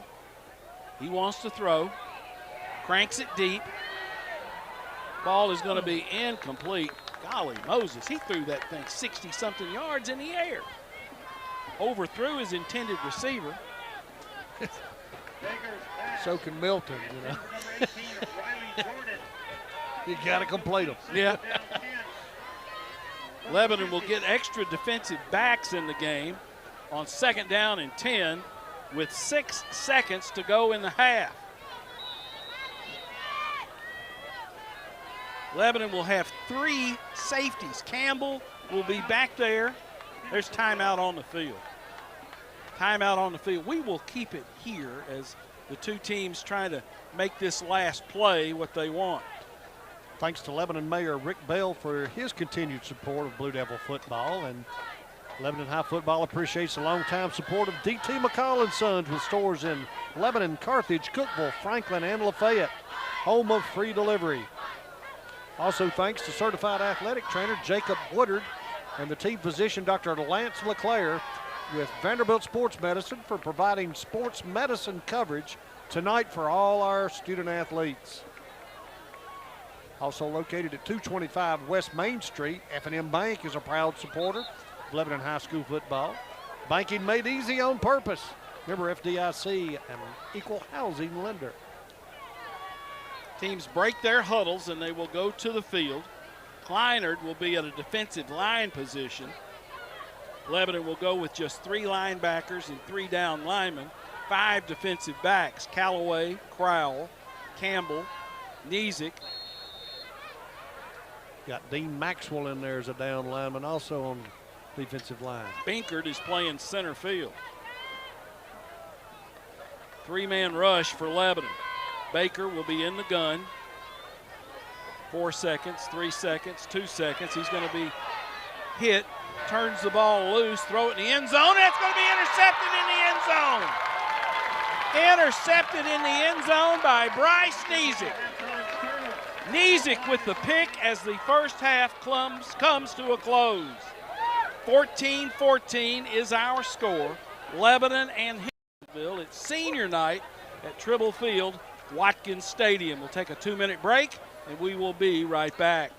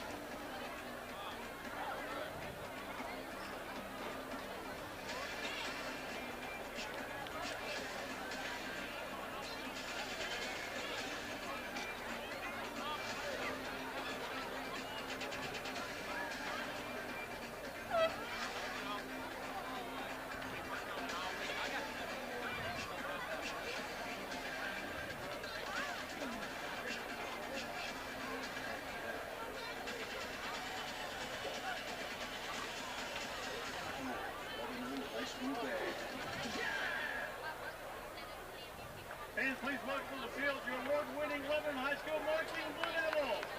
Under the direction of Mr. Ben Chanel, Mr. Matt Famous. Band's leadership includes band captain Cole Kearney, drum majors Caden Let me have that scoring summary. section leaders Thank you. Kenneth Deviney, Cedric Haberman, Max Taylor, Andy Kinbarn, Paul Knight, Milan Guilford, Phyllis Sharon, and Katie Thompson. Tonight for your halftime entertainment, the Marching Blue Devils will perform their entire 2023 competitive show through the years. Join the band on a journey through time as they explore jazz hits dating back to the 20s. That's 1920s. You'll recognize tunes such as When the Saints Go Marching In, Buddy Bolden's Stomp, Dave Brubeck's Take 5, and the musical hit Hello Dolly. Atchifalea by Marky Puppy. Ladies and gentlemen, please enjoy the Marching Blue Devils halftime performance through the years.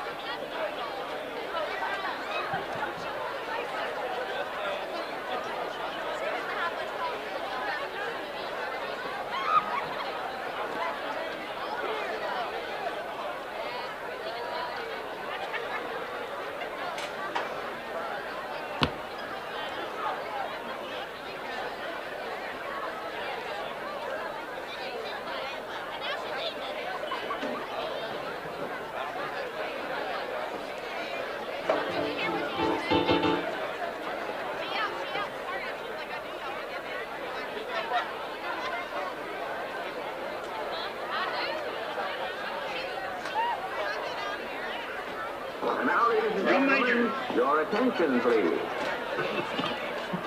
Remember, get your Ovaltine, the food drink for rocket power. Yes, you sit back in your easy chair, comfortable. You can glad you Sean Briggs, Japan, That weekly famous column appears in the New York Daily Mirror and other newspapers from New York to Honolulu. He's here with flash news, odd news, exclusive news. We're going to have a little fun tonight, folks. Lebanon High School marching Blue Devils. You may take the field at halftime performance.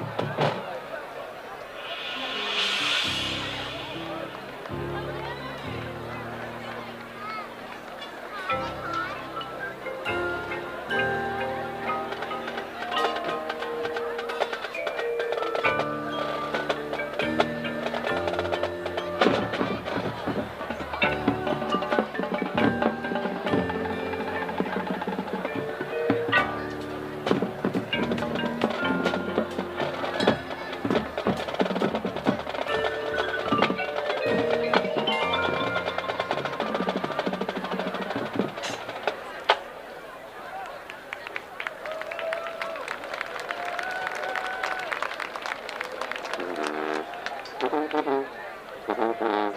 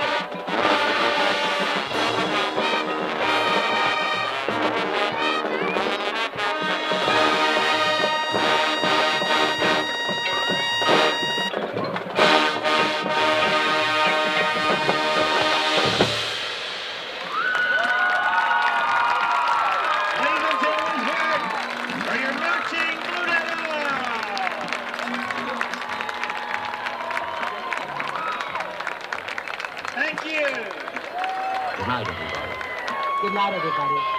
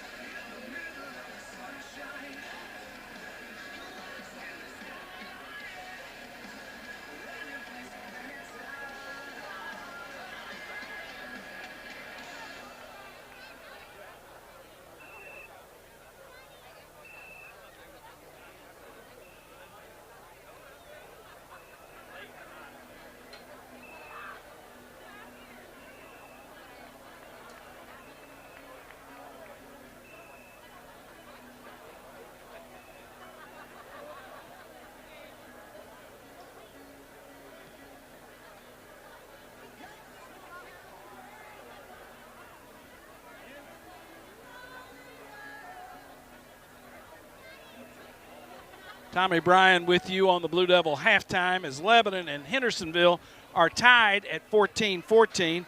Here's some halftime scores involving Wilson County teams. Columbia Academy all over Mount Juliet Christian, 55-0 at the half. Cookeville leads Green Hill 14-7 at intermission. Macon County leads Watertown 27-0, and Wilson Central leads Warren County 14-6. And as we understand it, Wilson Central intercepted a pass in the end zone as the half came to a close, or that one could be tied or right at it. Lebanon and Hendersonville tied at 14-14. Next week we go on the road to Gallatin to close out the regular season. It is a Region 4 6A football game. Tomorrow, Cumberland University will be on the road as the Phoenix travel to McKenzie to take on Bethel. Last week, Cumberland lost to number 14, Georgetown, by a score of 42-14. And they step right back into the fire as they play at number 12 ranked Bethel in McKenzie on Friday. Bob Lee and Christian Capozzi will have that play-by-play call for you right here on WANT WCOR. Let's take a 60-second break, 60 seconds, and we'll be back after telling you the halftime score. Lebanon and Hendersonville tied at 14.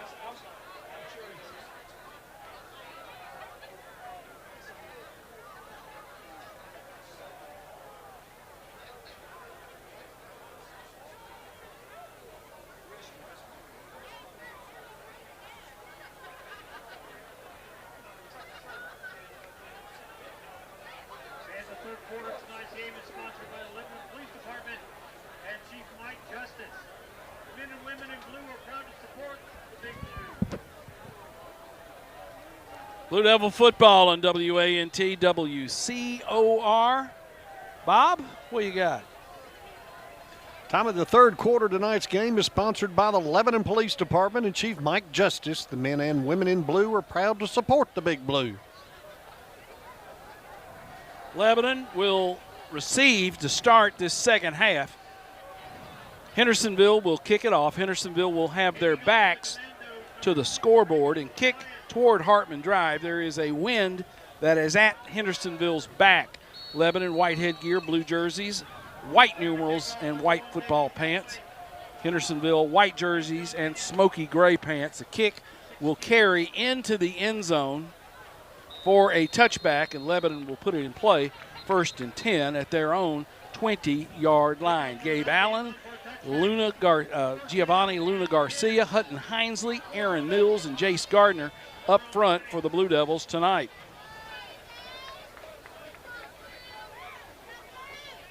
In the backfield, Kaysen Kincaid, the quarterback. Crowell will be in the slot. Hodge and Azita have swapped carries at the tailback position, and Azita, the freshman, will be in there on the first possession of the second half. Hodge will be a blocking back on the left. Split receiver left is Dixon. That's man coverage. They've got two high safeties. Two receivers on the right. Kincaid throws it in the flat to Crowell. Crowell reverses his field, tries to get a little running room. Key will find some running room, and Key Crowell makes something out of absolutely nothing. Woo! That's a Wilson Bank and Trust first down. And, Bob, he came all the way across the field. It never ceased to amaze me, Tommy. Exactly when you think you got him hemmed up and he can't do anything, he makes something out of nothing. He does not give up on a play. Wilson Bank and Trust first down. The line of scrimmage will be at the 35-yard line. Tailback, Azita. Still pushing and churning, and he'll move that thing a couple of yards. Picked up 2 good yards on first down. Just pushes the pile.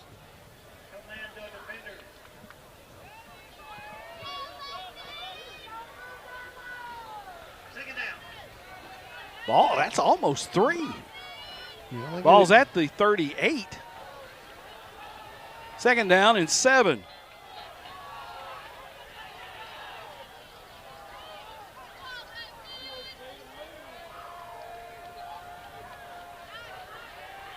Chuck Gentry changing the play at the line of scrimmage. 5 seconds to go on the shot clock.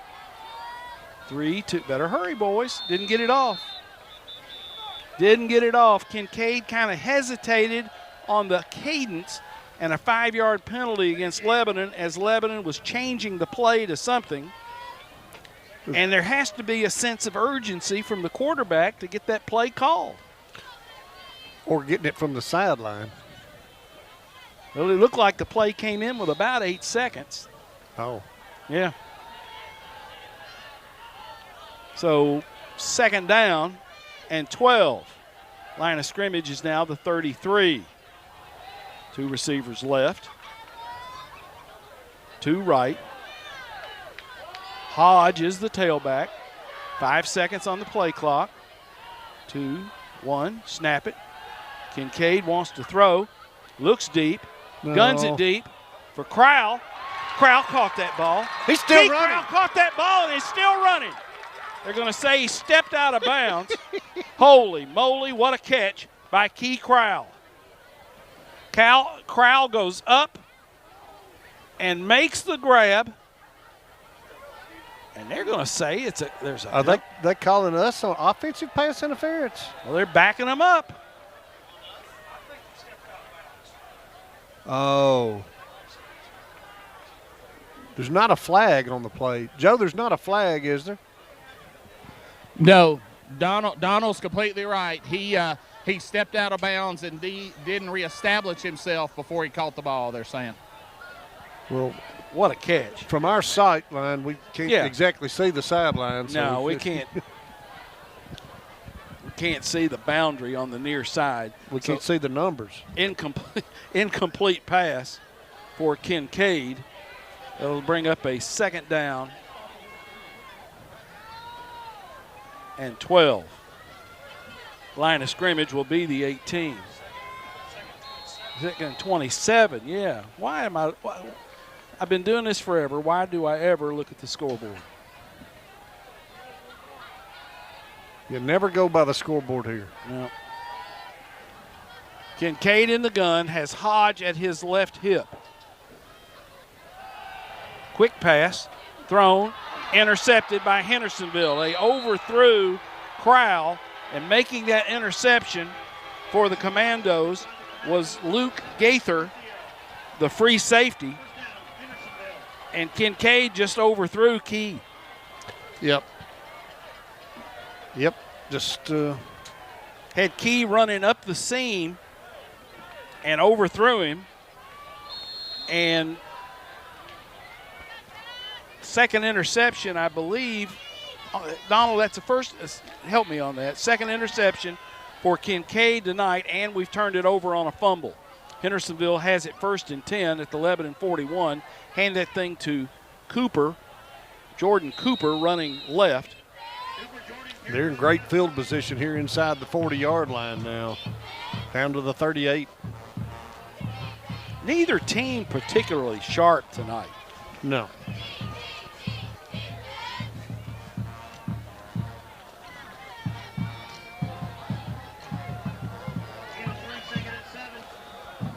Second down and 7. Tailback comes to the near side. Jordan will run that thing across the 35 to about right at the 35-yard line. Third down for the Commandos. Third and about 4. Greer, Mills, Stafford up front for Lebanon.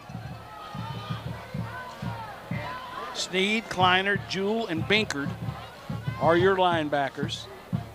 Callaway, Mariah, Nizick, and Crowell in the secondary. Tight slot right, split in left. Tailback, near side, hit, and he's going to be stopped shy of the 30, but that's going to be enough for a first down. Got it to the 30-yard line on the spot, and that will be enough for a Hendersonville first down. A little cool out there tonight as I see folks in blankets and coats. First time we've really had any cool weather for a ball game. 58 degrees in Lebanon. Inverted twins right. Now motion back toward the set. Baker wants to throw. Pressure. Steps up into the pocket. Reverses his field. Throws it out in the flat. That's complete to Jordan, who will tiptoe down the near sideline for a Hendersonville first down. All the way down to the 11-yard line. Baker, with a scramble, kept his eyes downfield and hit the safety valve, Cooper Jordan, in the flat, and he will be down at the 11-yard line. 1st and 10, Hendersonville. They can get a first down without scoring. 7:59 to go in the third. We are tied at 14. Baker in the gun. Has Jordan at his left hip. Now he sends him in motion. Baker looks to throw. Hit as he throws. It is incomplete. Intended for Riley Jordan. And a flag comes in.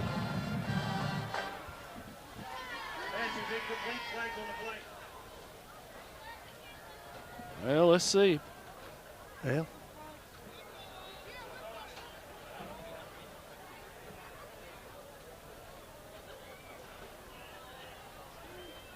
Come on, guys, make a call there. We're trying to have a broadcast here, and they've got a debate society going on with the officials.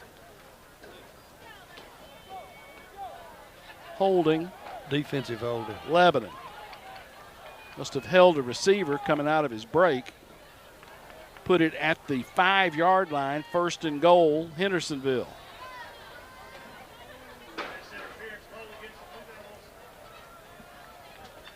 First and goal, and there have been a bunch of penalties tonight.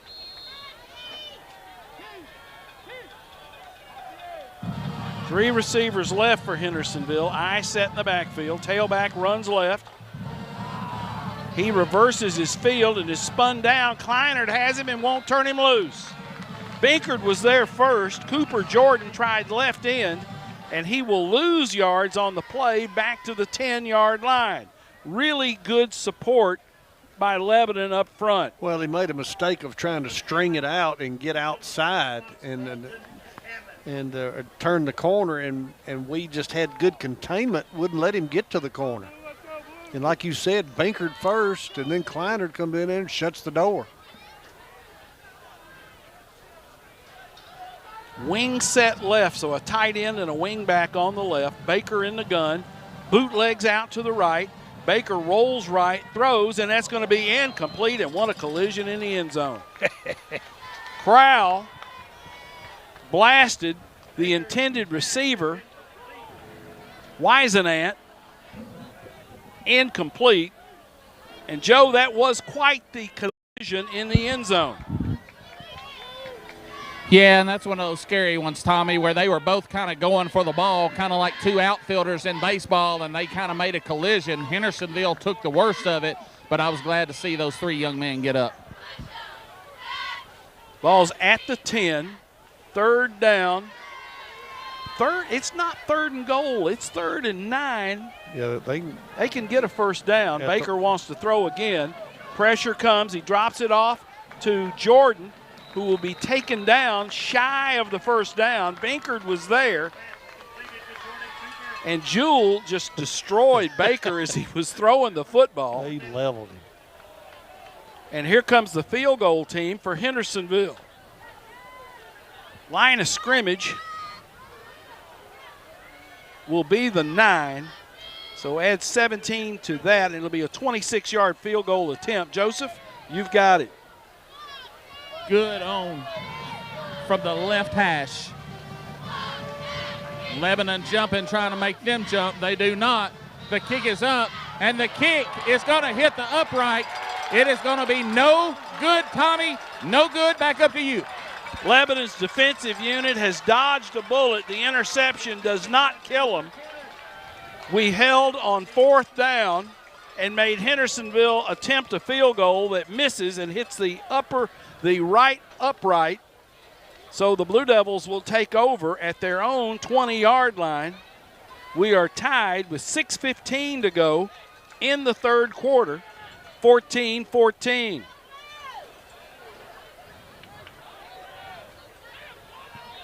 With 6:15 in the third.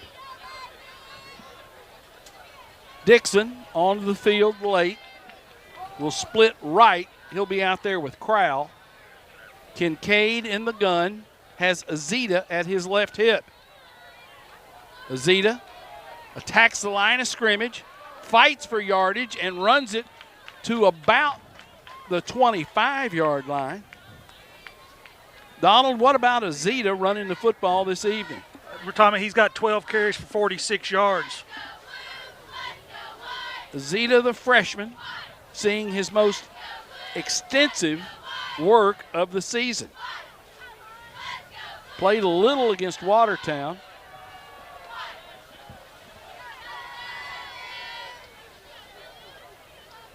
Azita, cut back, leaps for a couple of yards. Little cutback run.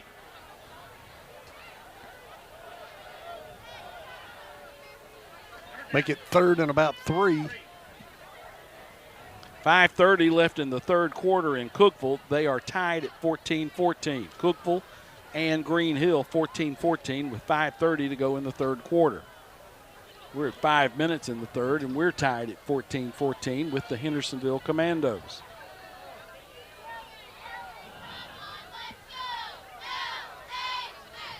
Azita slashes close to a first down. He has stretched the ball across the 30-yard line, and they are stopping the clock. Moving the chains. Move those chains, and that will be a first down, Lebanon. A Wilson Bank and Trust first down for the Blue Devils. Azita with good second effort to get it to the 30. 4:36 to go in the third. Stacked 2 receivers left. Play fake. Kincaid rolls left. Going to run it, cut back, and get taken down. He's going to lose 2. They ran the stop and go toward Crowell. Crowell stopped. They pumped it, and the deal was to throw it deep downfield to Crowell. But a Hendersonville man flashed right in the face of Kincaid. Kincaid lost his helmet. Said something about his throat. He may have got hit in the throat. Yeah. Joe, what about that? I had my headset off. I'm not sure the question. Kincaid took a good shot in the ribs there as he was ducking back in under that defender. Linebacker coming inside out, really laid the wood to him. Right now, he's okay. He's on his feet, just catching his breath. I'll keep an eye on it. Isaiah Mariah in to play quarterback for Lebanon. Loss on the play. Line of scrimmage will be the 28, so a loss of 2. 6 seconds on the play clock, and Lebanon's going to take a timeout. Timeout on the field. 3:36 to go in the third. We have timeout here at Tribble Field, Watkins Stadium. We're tied at 14-14. We'll take a 30 and be right back.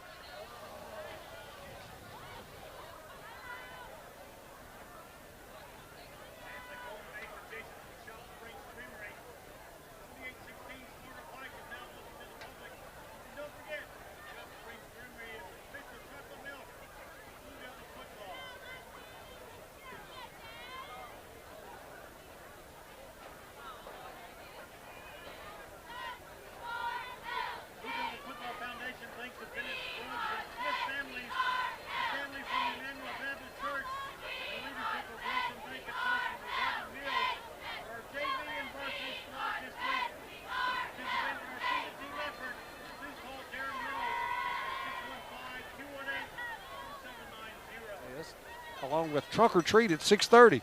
All activities will be held at the LHS softball field in the indoor practice facility. Cost is $30 per camper. To register, visit GoBlueDevilAthletics.com. 3:36 to go in the third. Isaiah Mariah in at quarterback. Crowell is his tailback. Now he goes in motion.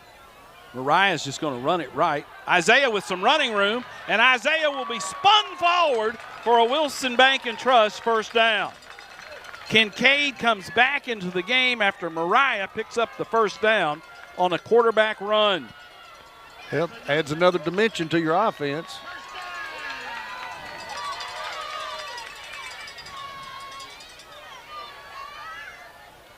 Ball's going to be spotted at the 30, 40, 41-yard line. 1st and 10, Lebanon. Kincaid hands it to Azita on a sweep of left end. They're going to call a hold on Lebanon. They're calling a hold on Gabe Allen.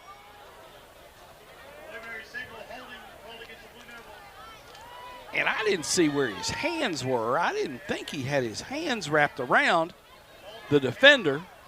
But that positive run on first down is going to be nullified on a holding call on Gabe Allen.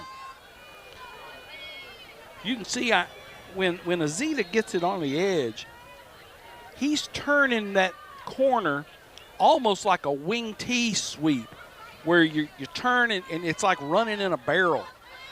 He's got good feet. I'll back it up to the 30-yard line.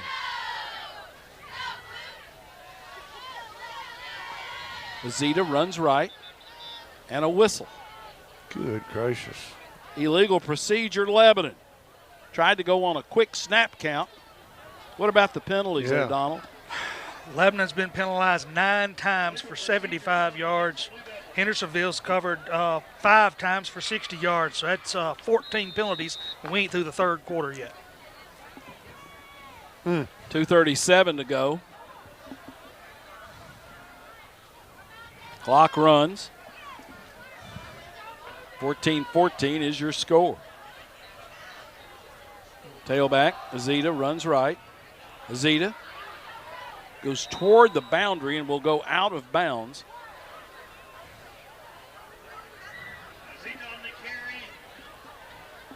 Here's a final from Suey Field at Mount Juliet Christian Academy. Columbia Academy in a running clock second half has skunked Mount Juliet Christian by a score of 62-0.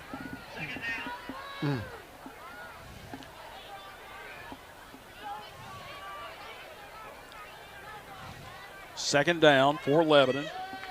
Ball will be back at the 30. Seems like we've covered this ground several times. Second time we've been there this drive. Ball's loose on a fumble. Good gracious alive. Kincaid had to fall on it. Bad mesh between Kincaid and Andrew Hodge. So a loss on that play. Third down and long.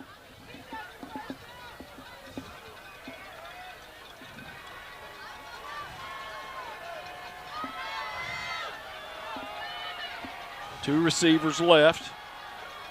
Kincaid wants to throw. Throws a screen underneath the Crowell. Crowell with a little bit of running room, and Key's going to be short of the first down. But he picks up good yardage on that play as they ran Crowell across the formation. Make it 4th and 6. Put it at the 45-yard line. 17 yards on that pickup for Key Crowell from Kincaid, and now the punt team comes out. Rose will snap it to Nixon, who will punt it away, and deep to return for Hendersonville will be Stedwin Mack, who will stand at his own 25-yard line. Snap is there. Rugby-style kick, and he'll get the punt away. And what a kick. It's going to hit and roll, and Lebanon will down it. And Nixon, with that rugby-style kick, almost broke into a dead run, which gave his coverage team more time to get downfield. Yeah, you thought he was going to cut it upfield and try to fake that thing, but he still had some yards. Yeah, yeah. But that's a pretty good weapon right there. Yeah, it is. How'd we do on the punt there, Donald? 34. 34 yards on the punt and 0 on the return. So Hendersonville takes over. First down and 10. 30 seconds to go in the third. We're still tied at 14. The ball is at Hendersonville's 22-yard line. Tailback, Jordan, spilled by Jewell on a run off left guard. Gain will be from the 22 to the 27, gain of 5 yards. They can let it run out if they wanted. This should be the last play of the third quarter. 4 seconds, 3 seconds, 2 seconds. Get the play off. Jordan on a dive play will pick up the first down for Hendersonville, and that's the last play of the third quarter. We've got 12 minutes of regulation football to be played here at Tribble Field Watkins Stadium. Lebanon and Hendersonville are tied at 14. We'll take a 60-second break and be right back.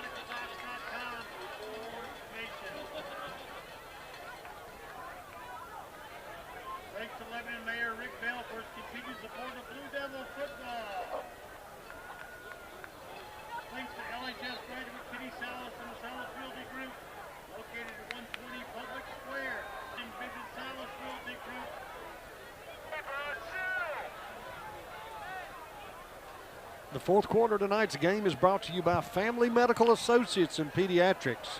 1407 West Bador Parkway. Visit FamilyMedicalDocs.com for more information. After 3, Green Hill leads Cookeville 20-14. Jordan pounds it up inside. Jewell drives him into the ground after a short gain. Jewell has brought a physical presence every game he's played. I guess it was that Cookeville game was his first one to be able to play. Yeah, there at Cookeville, sure was. He's done a good job of, he's given us a lot of support in the middle. 4-man front for Lebanon. Second down. Jordan runs right. And he's fighting for yardage, and he'll have a first down across the 50. First down, Hendersonville.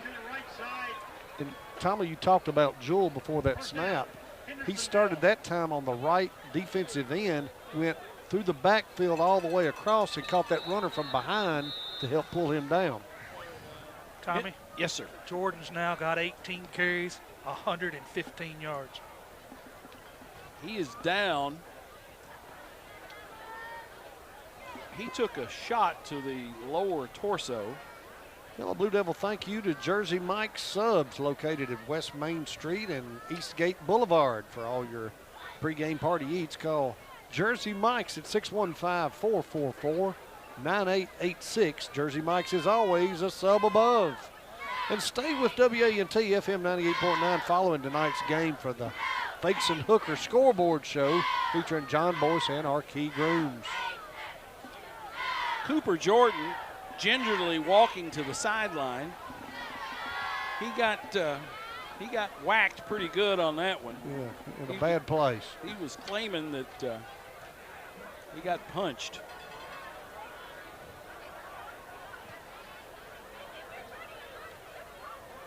First and 10 for Hendersonville. Ball's going to be at the Lebanon 48-yard line. Defense needs to dig in right here. You're listening to Blue Devil Football on WANT and WCOR Lebanon. Baker wants to throw. Steps up, guns a pass. Deep! Deep, and it's going to be picked off. Picked off by Lebanon. That's Nizik on the return. Bryce Nizik has run it out to the 30-yard line. Started at about the 2, didn't he? Bryce Nizik goes up in the air and picks that one off, and the senior, who was celebrated on senior night with the interception, his second pick of the evening.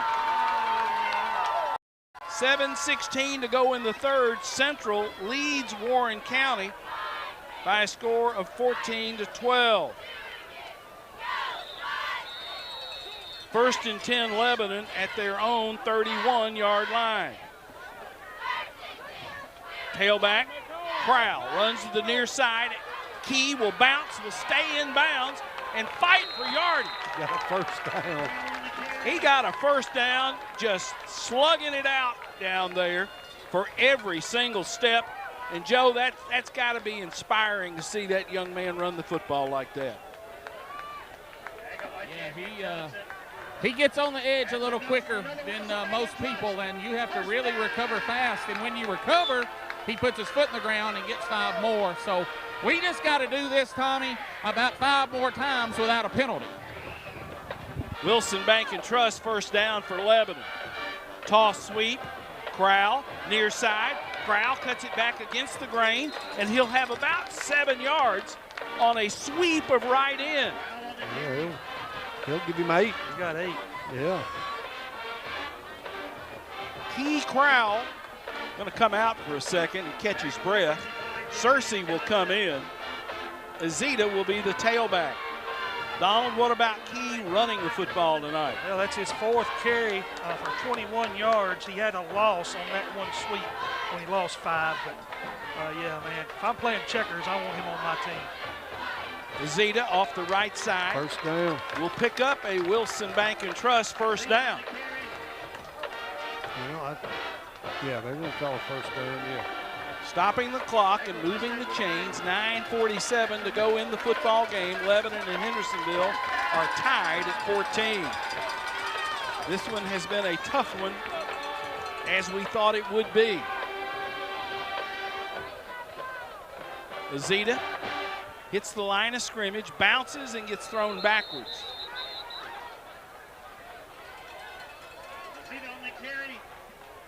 Dixon mixing it up with Mack, the Hendersonville defensive back, but they were behind the official on the near sideline who couldn't see anything going on. 81, 2nd and 9. 9-10 and counting. Still knotted up at 14. 9 minutes to go in this football game. 2 receivers go left. That's Nizik and Searcy. Dixon will be split right. Crowd on a sweep of left end. Key cuts it in. We pick up a couple. Running behind Gabe Allen and Giovanni Luna Garcia. Azita checks into the football game. Out comes Searcy. 3rd down. 8. 3rd and 8. 2 high safeties for Hendersonville. Kind of a 4-3 look for Hendersonville. Kincaid wants to throw. Guns a pass. Almost intercepted, and they called the flag. They tackled Nizik. They were trying to run Nizik on a route right up the seam, and they knocked Bryce Nizik off his feet. First down by way of penalty for Lebanon. Here's Joe Etherly tonight.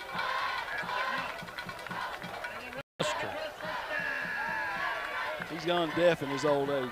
Good to see you. Penalty will be marked off against Hendersonville. Handle the 29-yard line as the line of scrimmage now. 1st and 10. Lebanon, the Wilson Bank and Trust first down. Good gracious.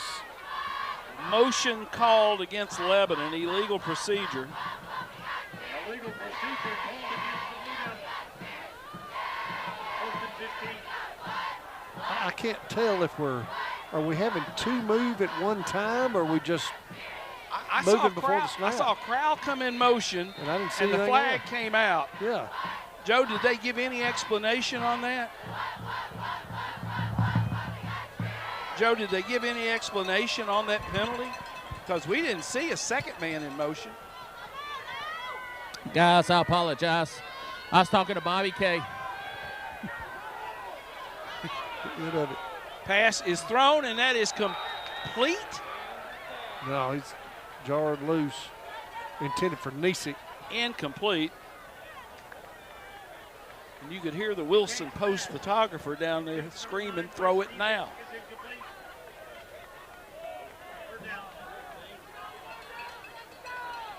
Third down and 15.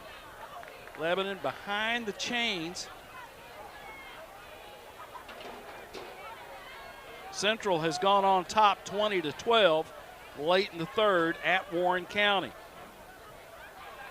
Two receivers right for Lebanon on a second down and long. Play fake. Kincaid rolls, throws the screen, and that's going to be incomplete. Tried to throw the screen to Hodge. And a little extracurriculars at the end of that play. No flags. We had Kleiner dragging across the middle, wide open. Just wide open. We couldn't get it to him. It didn't matter. It's holding on Lebanon. They've thrown a flag. They need to. I believe I'd take the play if I was in. They'd bring up a fourth down and long. 7:46 to go in the game. We're tied at 14 with Hendersonville. Senior night at Tribble Field, Watkins Stadium. Tommy Bryan, Bob Lee, Joe Gardner, Donald Gann bringing you the play-by-play on WANT. Lebanon's going to leave the offense on the field. Okay, it's third down and 15. Third and 15. Kincaid throws it deep into the end zone to Dixon. He caught that. Now it comes loose. The Hendersonville defensive back was digging at it. I thought he brought it in and had it when he went to the ground, and it was pulled loose then, but I guess I'm wrong. Joe, do you have a better angle on that? Yeah, Bob is correct. It went all the way to the ground. They were both fighting. Easton had it in his hands, and then as he kind of wasn't quite down, the Hendersonville was in there ripping at it. We had Drew Hodge down there in there ripping at it. It touched about 3 or 4 hands before finally rested on the turf, but ball's going to go over on down to Hendersonville. Or no, we're going to punt, sorry. Lebanon will bring the punt team out.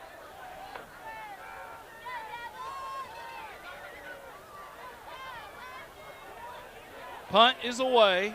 Hendersonville's going to get away from it, and it's going to roll dead inside the 10. Call it down at the 7-yard line. Nice punt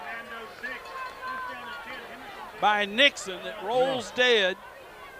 They may get it down to the 6-yard line. All right.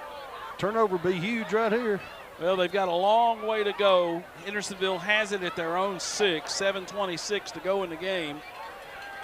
It's 14-14. Hendersonville will send 2 receivers right.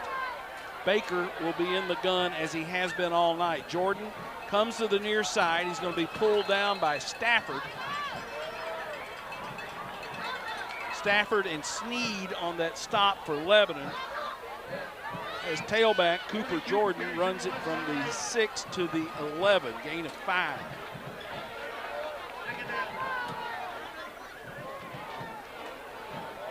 I was trying to get a couple of those spirit towels thrown up here. As has been my case, cheerleaders always ignore me. They did then, they do now. Tailback, Jordan, hit in there. Kleinert on the stop. Third down. Nizik came up with support from the safety position. If we could hold here to a good punt, that's, deep in their territory. Be huge. Trying to play the field position game. Pin them back. And Nixon's punt sure did the job. Ball's going to be at the 15-yard line. Baker in the gun. Brings a man in motion toward the ball. Hands it to Jordan. Oh, my gosh. We hit him at the line, and I think he powered past it for first down. Stafford hit him initially, but he kept moving for a first down for Hendersonville.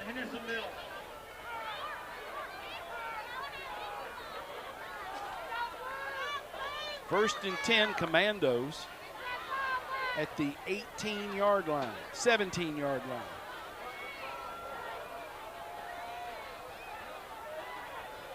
Baker wants to throw. Guns a pass in the flat. He is hit, knocked off his feet, and then kept moving. Sneed hit him first. On that reception for Hendersonville was Riley Jordan. Sneed lit him up but didn't wrap him up, and he spun off and picked up good yardage. That's going to be a gain of 8. Ball's going to be at the 26-yard line.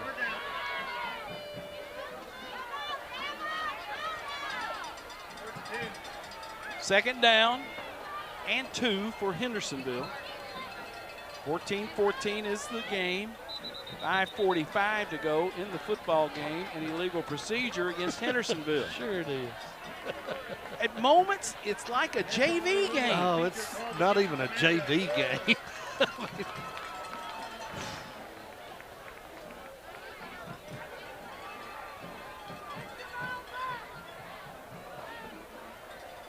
Penalty against Hendersonville will back it up to the 21.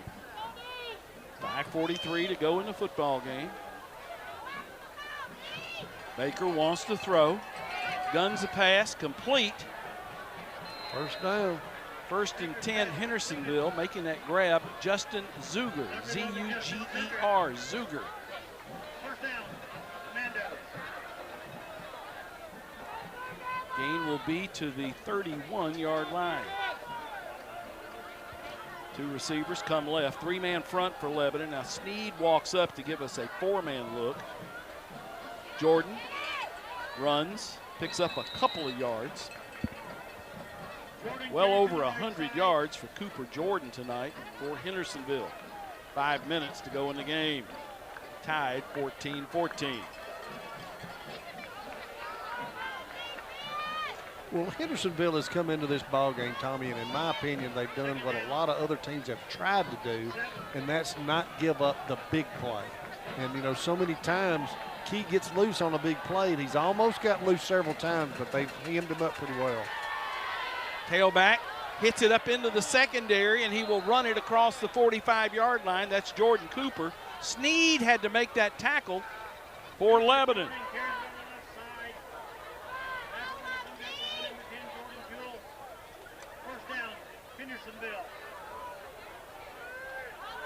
First and 10, Commandos. Ball's going to be at the 46. 4:24 to go in the football game, and the clock starts. 3 receivers go right. Baker hands it to the tailback, running right. He will run it across the 50 to about the 44-yard line of Lebanon. Just trying to run downhill on us. It looked like Luke Carr, 33 on the carry. Okay, that was Payne, P-A-Y-N-E, Dale Payne on the carry. First and 10 for Hendersonville. They're now in Lebanon territory with 3:55 to go in the football game. Tailback, right side, Payne again will run it to the 40-yard line. Picking up 4 and 5 a pop. Payne on the carry.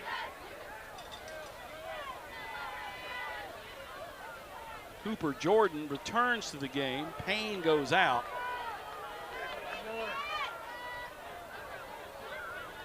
Down to 3:25 to go in the ball game. Still tied up 14-14. Hendersonville seems to be in no hurry.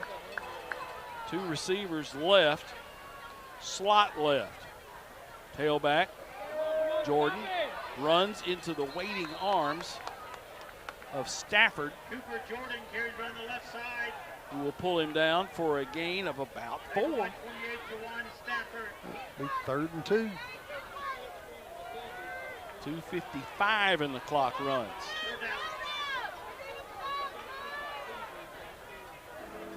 Hendersonville looks as though they are content to just run this thing. And they've had success doing that.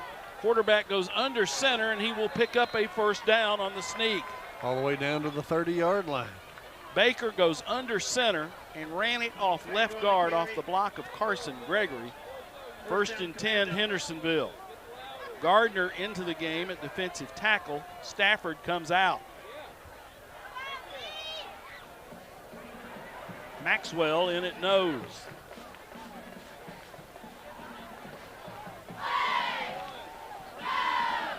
First and 10, ball at the 30-yard line. Cooper hits it. First down. Cooper Jordan on the carry down to the 16-yard line. 2:07, and again, Hendersonville just plugging it up inside and moving that football. Greer comes out with a bit of a limp. Stafford back in at defensive end. Now, Tommy, at this point, you're clearly in field goal range. The way they're moving it, they don't need a field goal. They give it to Zuger on a sweep of right end, and Zuger on the jet sweep will run it, stay in bounds for the first down. Let's see where they're going to spot it at the 5-yard line. They've tried to stop the clock. Let 5 seconds run off the clock. Still running. Well, they hit at the first down. Lebanon had to take a timeout. I thought the clock stopped after a first down. Well, he ran out of bounds. Okay. So on the ready for play is when it got. Okay. So with 1:27 to go in the football game, it's 14-14, and Hendersonville's got it 1st and goal at the Lebanon 5. We'll take a 30-second break and be right back.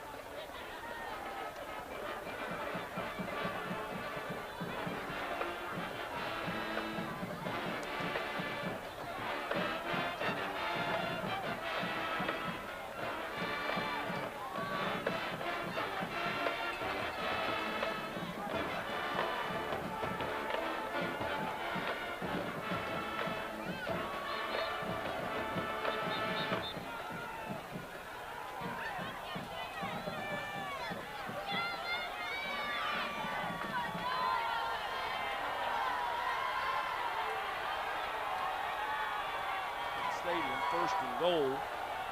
Hendersonville at the Lebanon 5. Do the Blue Devils have a play in them defensively?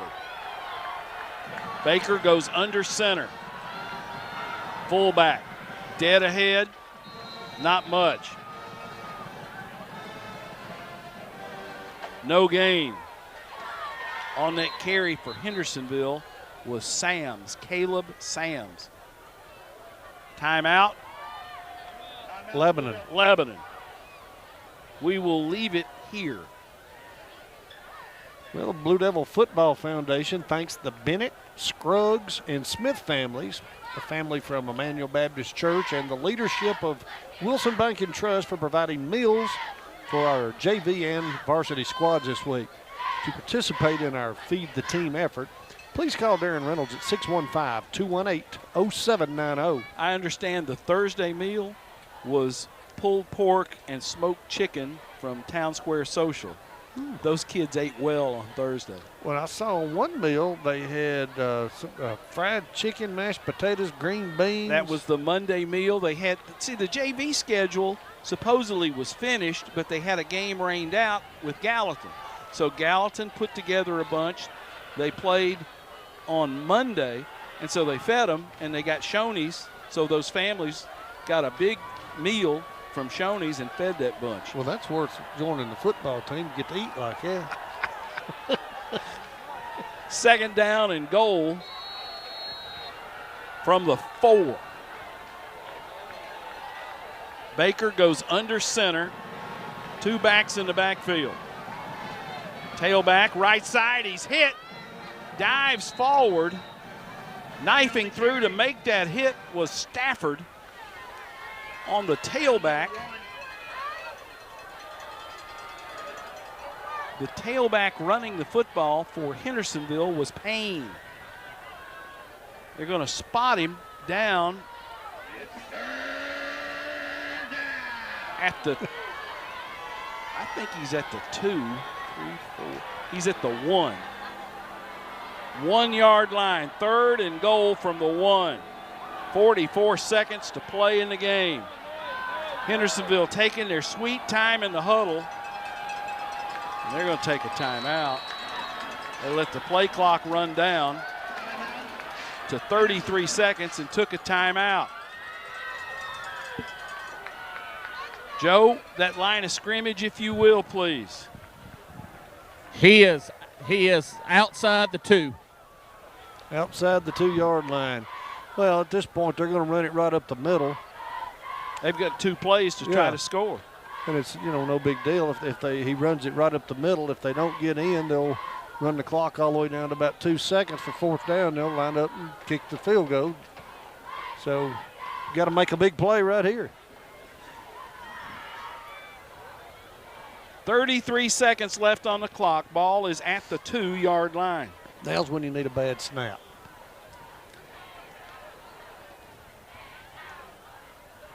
Or you need a lightning strike. Second. That is 3rd and goal from the 2 with 33 seconds to play. Next week, Lebanon at Gallatin in a region matchup, the final regular season game.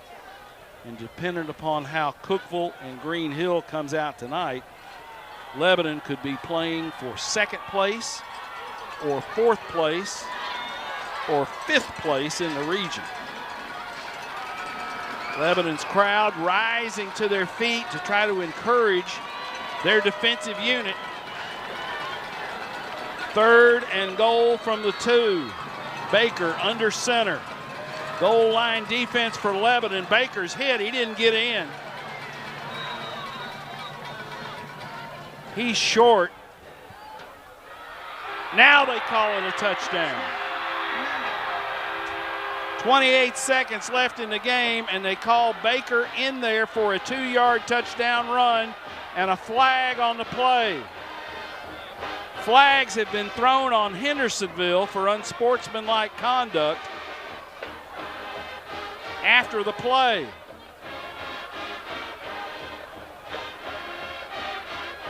Dead ball, unsportsmanlike, Hendersonville.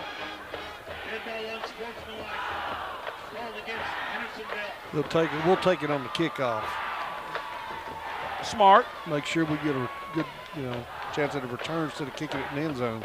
So with 28 seconds to go in the game, Hendersonville scores on a quarterback sneak by Baker, and they had to untangle the pile to see if he got in. PAT team comes running out on the field for the Commandos. Joe Gardner, you've got the call of the point after attempt. Good on to attempt. Try to make this a 7-point contest with 28 seconds to go.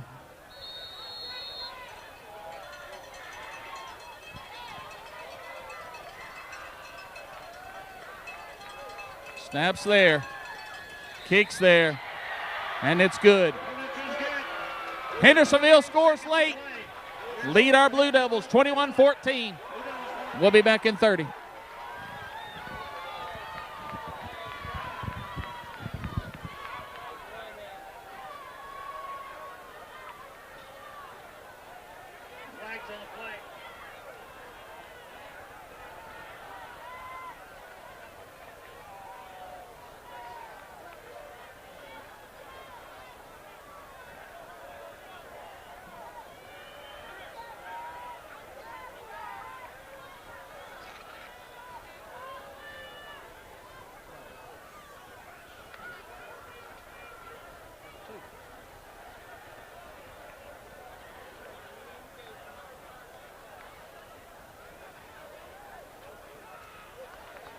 Dead ball, unsportsmanlike hold against Hendersonville.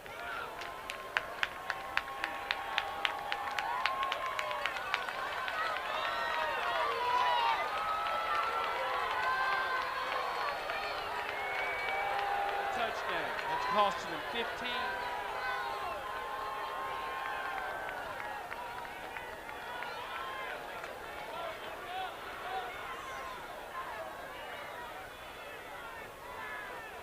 So they should be kicking off from what? Let's see, the 10? Well, from the 40 minus 30 is 10. They'll kick off from their 10. That's worse than a free kick. Hendersonville tonight has now 9 penalties for 105 yards. And Lebanon? Lebanon has 10 penalties for 80 yards. So that's 19 penalties in the game. They're going to have to soak those officials' arms in ice. They've thrown so many flags. There's 28 seconds left. We got 2 or 3 more left in us probably. Yeah. Penalties. Yeah, penalties. All right, so let's see. Let's run this thing back. So 2 personal fouls. So they'll be kicking from the 10-yard line. Kickoff will come from the 10.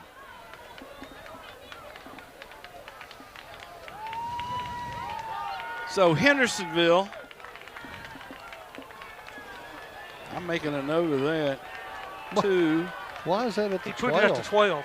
What? Half the distance? Could never be half the distance. No.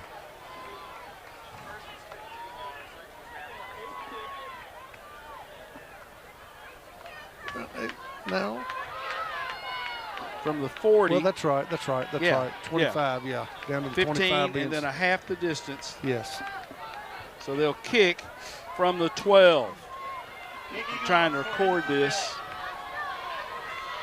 12-yard line kickoff. Unbelievable. He's way too deep. And we've got no timeouts. No, 0. Kick goes out of bounds. Back them up 5. That's 5 more yards. So do you back them up? I would.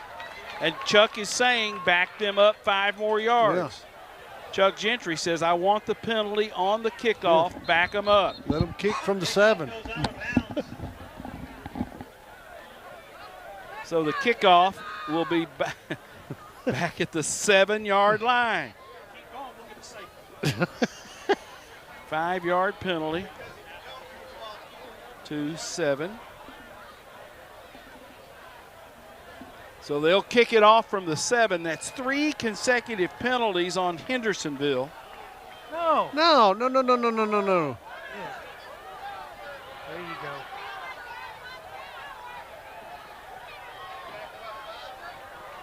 God, now he's backed them up. 7, yeah, to the 7. To the 7. Yeah, 7-yard line. 3 penalties in a row.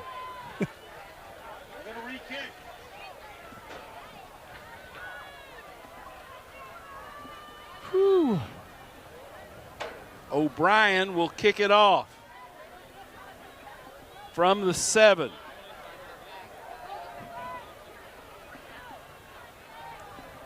He pulled the last one out of bounds. He's in his own end zone as he lines up to kick this thing. He approaches, strikes a grounder down the middle. It's going to be fielded and tossed back to Key Crowell. Crowell spins. Fumble. He got knocked down. I thought he got speared. But of course, I would think that. 21 seconds to go in the football game. Binion fielded it and flipped it back to Crowell.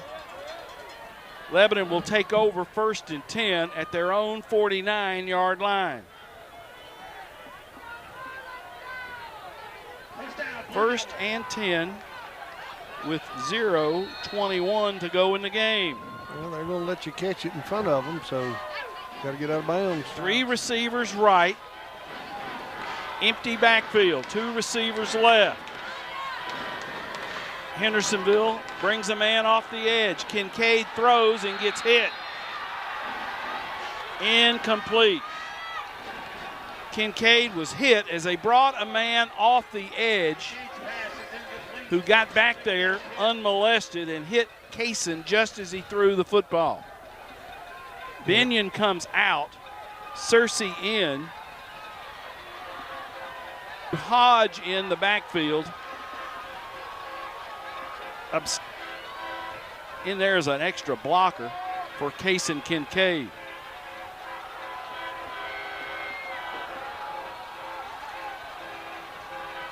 Kincaid looks to throw. Here comes the pressure. Rolls left, throws it.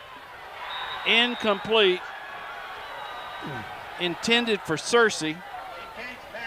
9 seconds left, 3rd down and 10. Well, if you've got a trick play in the bag, now might be a pretty good time for it. 9 seconds. Lebanon has got to go 51 yards to pay dirt. They trail 21-14. Blue Devils will send 3 receivers to the right. Hodge in the backfield with Kincaid. 7 on the play clock. 4, 3, get the play off. Throw it to Crowell. Anthony tries to make a man miss. Clock's at 4. Anthony runs out of bounds. Smart move, Anthony Crowell. It's a Wilson Bank and Trust 1st down for Lebanon. Crowell showing some football smarts as he had the 1st down and then darted out of bounds. This will be the last play of the game. 2 seconds left and the ball is at the 36-yard line. Send Dixon down there. Send all 3 of them to the end zone. Have a jump ball. 3 receivers right.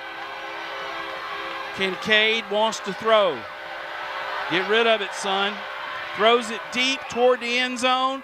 Ball is tipped around and it is incomplete. Incomplete. And Hendersonville will escape Lebanon with a win, 21-14. 21-14, Hendersonville defeats Lebanon in the 9th game of the season. 21-14, Hendersonville the victor. We'll take a 3-minute break. 3 minutes. You're listening to Blue Devil Football on WANT WCOR Lebanon. We'll be back in 3 minutes.